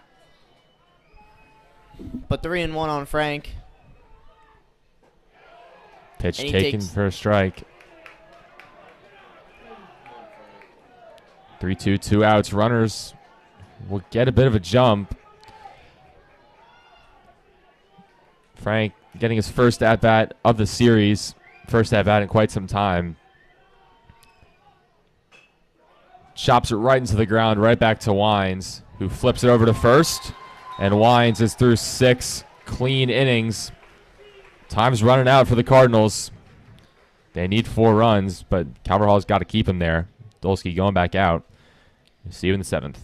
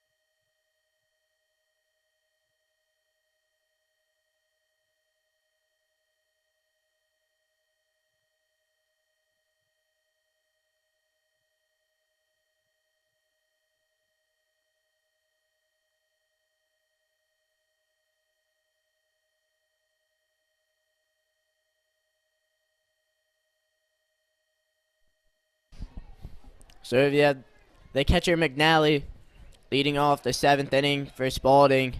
Jake Dolsky still out there. He's come in and shut this offense down. The first pitch is a strike to McNally.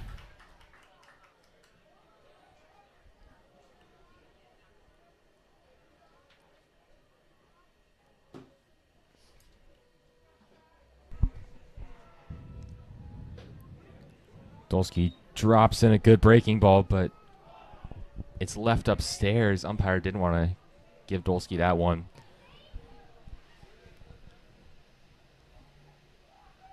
Louis McNally merits Salazar. 2 balls, 1 strike. Miletto's been warming for quite some time down there in the Calverhall bullpen. 2-2. Dolsky just got to hold the Spalding Cavs here. Can't give up any more runs. 4-0 is going to be hard to come back from on its own. We've seen no shortage of incredible comebacks by the Cardinals. McNally. Lindsay couldn't pick it. Tough So play. Cavs have another base runner to lead off an inning. That ball was hit right in between where it could have been caught or a one-hopper, but it hits the bottom of the glove. Lindsey cannot field it cleanly. So that'll be an error E4, and the Cavaliers are going to have another base runner on with less than an out. Trying to figure out who's up next. Up next, number 8, Carson Merritt. They are going to stick with Merritt. They were going to pinch hit Chase Taylor, but Coach Palumbo said no. So it will be Merritt. Chase Taylor, the senior outfielder, hasn't gotten an AB in this series. Perhaps with their team up 4-0, He's he going might to place get a one. bunt down. It was touch foul by Braden. But on a turf field like this, balls normally don't roll back into fair territory. But it's always a good idea just to touch it foul. Great bunt, though, by Merritt.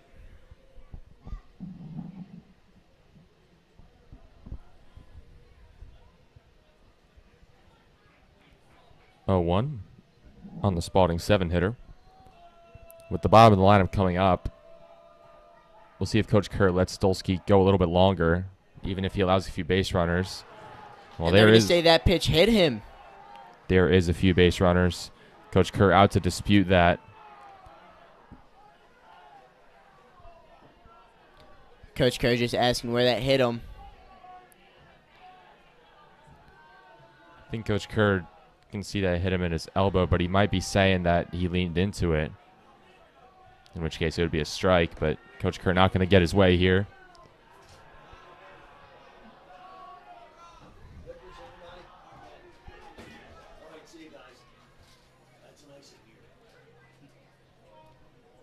So it will be Chase Taylor pinch hit for Carver Salazar.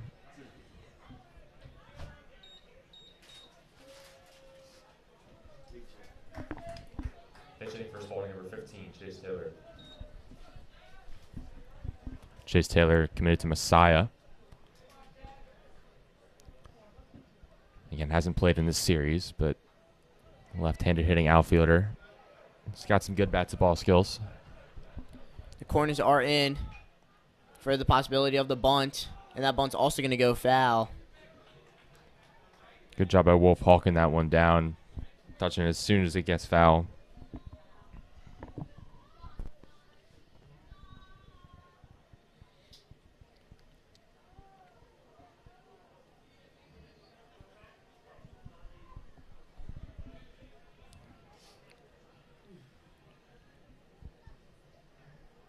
Oh, and 1. We'll see if he'll ask Taylor to drop down another bunt. It wouldn't surprise me. Taylor, not really a power Going for the hitting guy. sack bunt. Dolsky, I think, just threw over on his own volition or stepped off. Saw him square to bunt. Just wanted to make sure his team knew it was coming and was ready to get in position. Taylor looking like he's just going to put the sack bunt down no matter what. Maybe the call is different. Podolski throwing over just so the second base, runner on second base doesn't get too big of a lead. And he does throw the bunt up again. And he pulls back. But Pilarski's coming within 15 feet of home plate.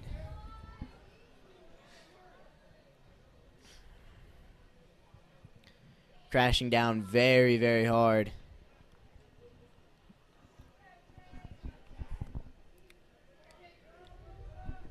And they appear to be doing it again. I'll say Taylor offered, so that will be down to strike 2. So no more bunts for Chase Taylor.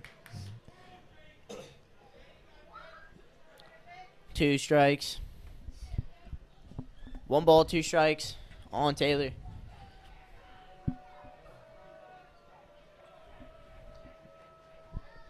Dolsky delivers. He squared a bunt again. Not really sure why. He bunted foul. It's an out. You never see anyone bunt on 2 strikes, but Taylor did, and he couldn't get it down. So it's a free out for Dolsky.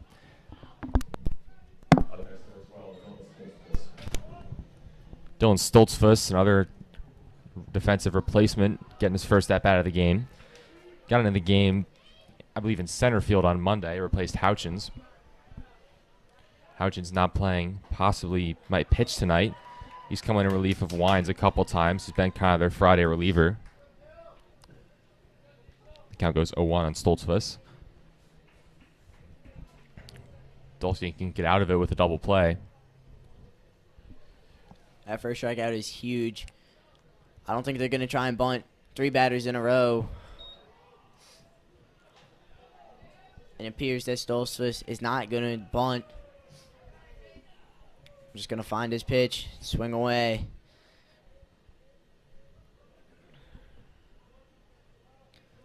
But another double play to Lindsey or Pites would be a great way for Dolsky to get out of this inning. Dolsky's slider misses. Badillo, the on-deck batter. Merritt on first. Noah Vasey, pinch running. He's on second.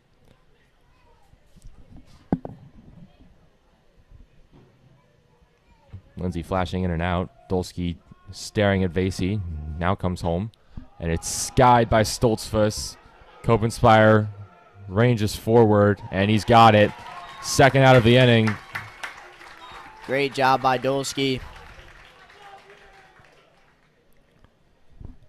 Jam Stoltzfus there. Snubadillo's up to bat. His first time up, he struck out. Still only a freshman. But there's now 2 outs, top of the 7th. Runners still on first and second. Runners have not been able to advance past 3 batters. That first pitch is called for a strike on the outside corner.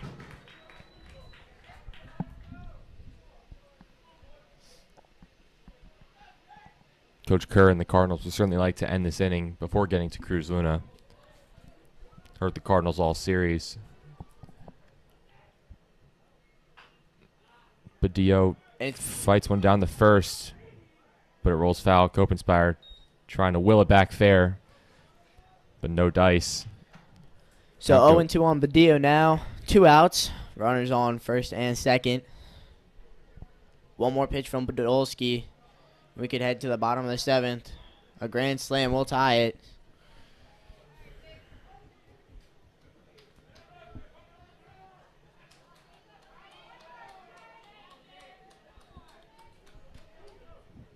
No balls, 2 strikes. Dolsky searching for his 4th strikeout of the game, trying to work another clean inning. Misses outside, ball 1.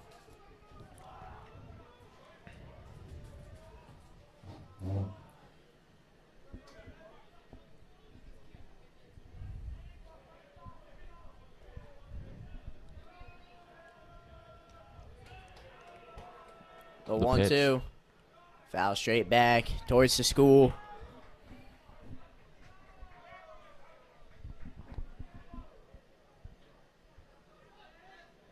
Again, after this, Calvert Hall traveling to Gilman. 4:15 start time on Monday, followed by Senior Day Wednesday here at Carlo Crispino. Recognize our seniors. That's a 4:30 game. Popped up out to right. Actually, it's more first, and that is who catches it, Michael Kopenspire. So they know the number now. Cardinals are going to need 4. And when you haven't scored all game, it's a tough task, but they've done it before. Let's see if they can do it again. Wines is out for his 7th inning of work. 8-9-1 coming up for Calvert Hall in the bottom of the 7th.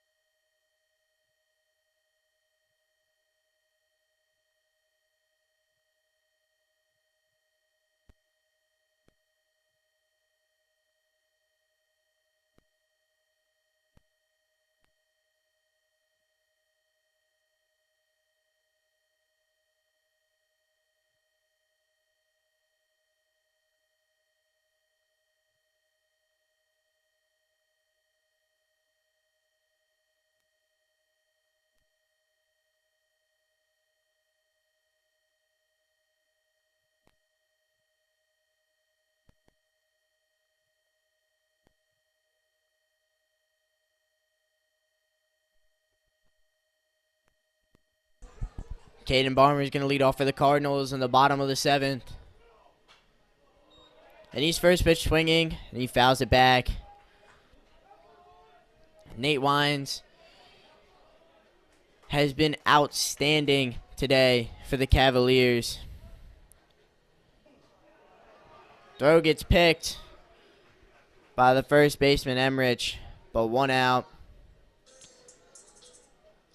And Jake Lindsey's going to come back.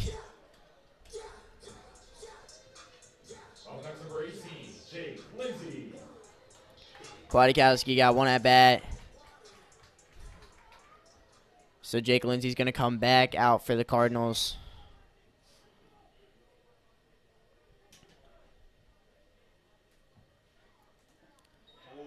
First pitch swinging, and he misses on a wonderful slider from Wines.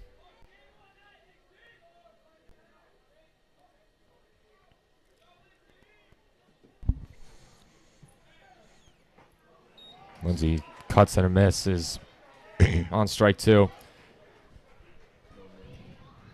So Spalding will stay in that 1 seed, win or lose. Calvert Hall will stay in the 2 seed, win or lose. Wines deals. Line back up the middle. Wines swats it away. Lindsey beats it out. It'll be an infield single, but it was absolutely crushed. Lindsey, the first solid contact off Wines in a while. It'll get it back to the top of the order with just 1 out. Back to the top of the lineup with number 7, Will Hack. So Hack ended the game on Monday by striking out looking in the 9th. Chance for redemption here, though.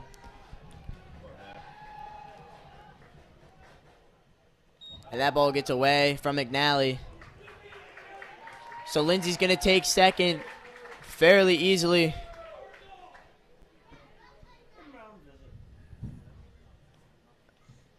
Coach Palumbo taking his time walking to the mound. We saw Wine start to lose, or excuse me, Yeager start to lose control on Monday in the 6th. Walked a bunch of guys, hit Copenspire to push across a run. Yeager was really dominant through the first 5 innings, but struggled in the 6th. Wines has been dominant through the first 6 innings, but maybe, hopefully, struggling in the 7th. That's his first wild pitch of the night. Wines is going to stay in. Running in second, number 15, Drew Kittleberger. Kittleberger's going to run at second. Speedier option than Lindsey.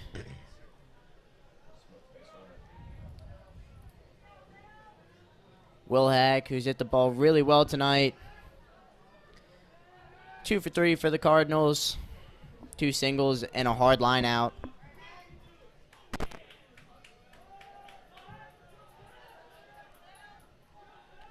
The 1-0 is high.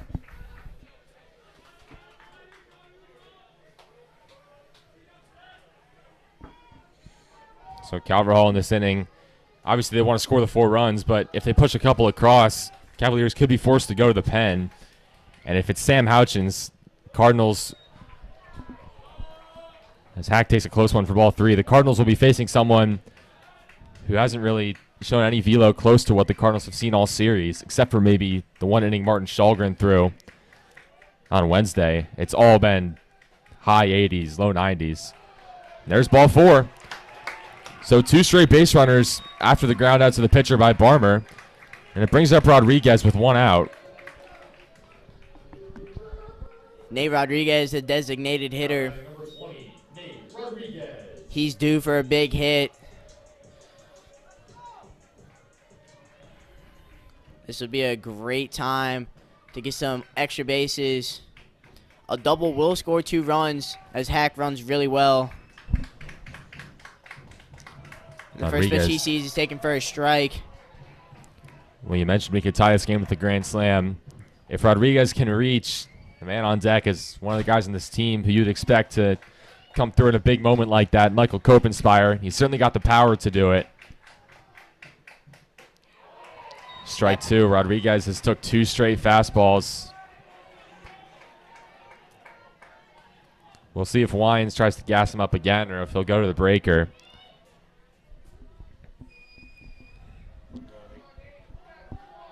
Coach Palumbo's going to try to let go. Goes well upstairs.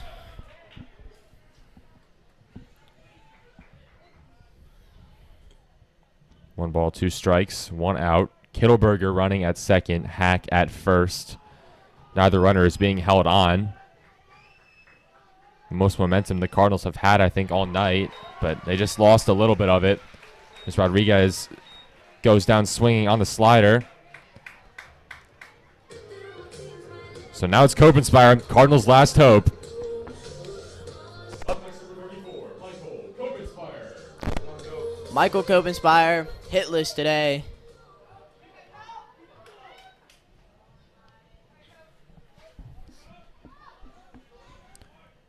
Copenspire takes strike one. Both back-to-back at bats. Copenspire and Rodriguez taking first pitch fastballs. Cardinals will try to hunt those really all game, but maybe being a little bit more conservative here. Stakes get higher. There's ball one.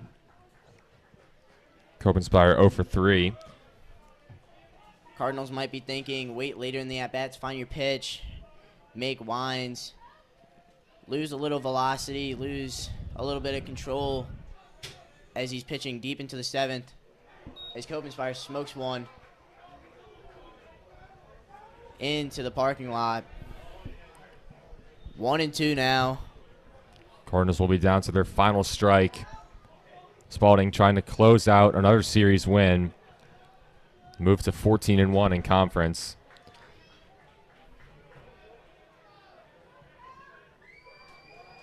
The 1-2 pitch fouled right off the mask of McNally. Off the mask, over the stands. Umpire's going to take a minute to make sure he's okay. Generally, catchers are tough guys. I know I said that a few times on Monday. Both catchers were taking a beating.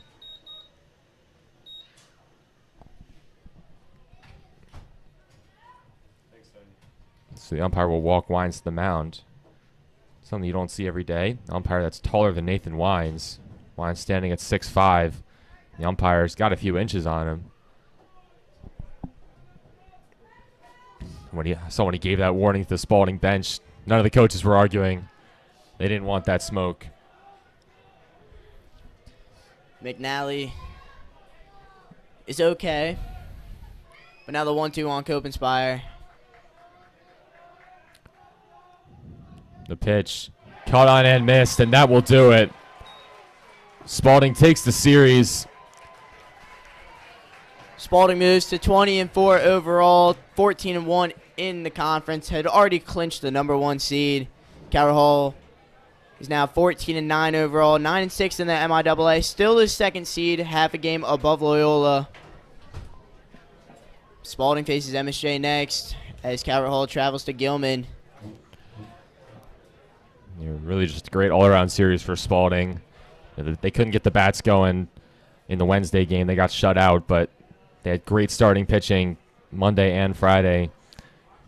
Both away games go to the Spalding Cavaliers, and they'll move into the final week of the season. The chance to try to finish up a 1-loss regular season. And that's playoff time. Cardinals currently would face Loyola Blakefield. Sit at 9-9, but Loyola's got a bye. So they're done for the year. They can only watch. There's a scenario where they don't get in. John Carroll takes 2 out of 3 from Curley. That would put John Carroll as the 3. They would travel to Calvert Hall for a 3-game series, and Curley would sneak in as the 4 seed. They would all have tied at 9-9, and John Carroll have the tiebreak over all of them, and Curley would have the tiebreak over Loyola. So still a lot of exciting baseball to be played. Cardinals just need one more win to clinch the playoffs. But for now, it's another series win for Spalding. They take this one 2-1. Senior night on Wednesday. Everyone make sure you come out and support our seniors. They've done a lot of great work for this program over the years. They're going to be honored. Really nice ceremony on Wednesday. Should be a good game. The last Cardinal home game of the year in the regular season. Any final thoughts, Caleb? I think Calvert Hall just needs to go to Gilman next week, be refreshed, and just get the job done. Let's clinch the playoffs. As Jacob Ruiz hits that backflip. But it's been a good game for Calvert Hall. Good series. Gave Spalding their first conference loss since last year. But that'll be all from the booth. I'm Caleb Stein, joined with Peter Kelly. And with that, we say good night from Carlo Crispino Stadium.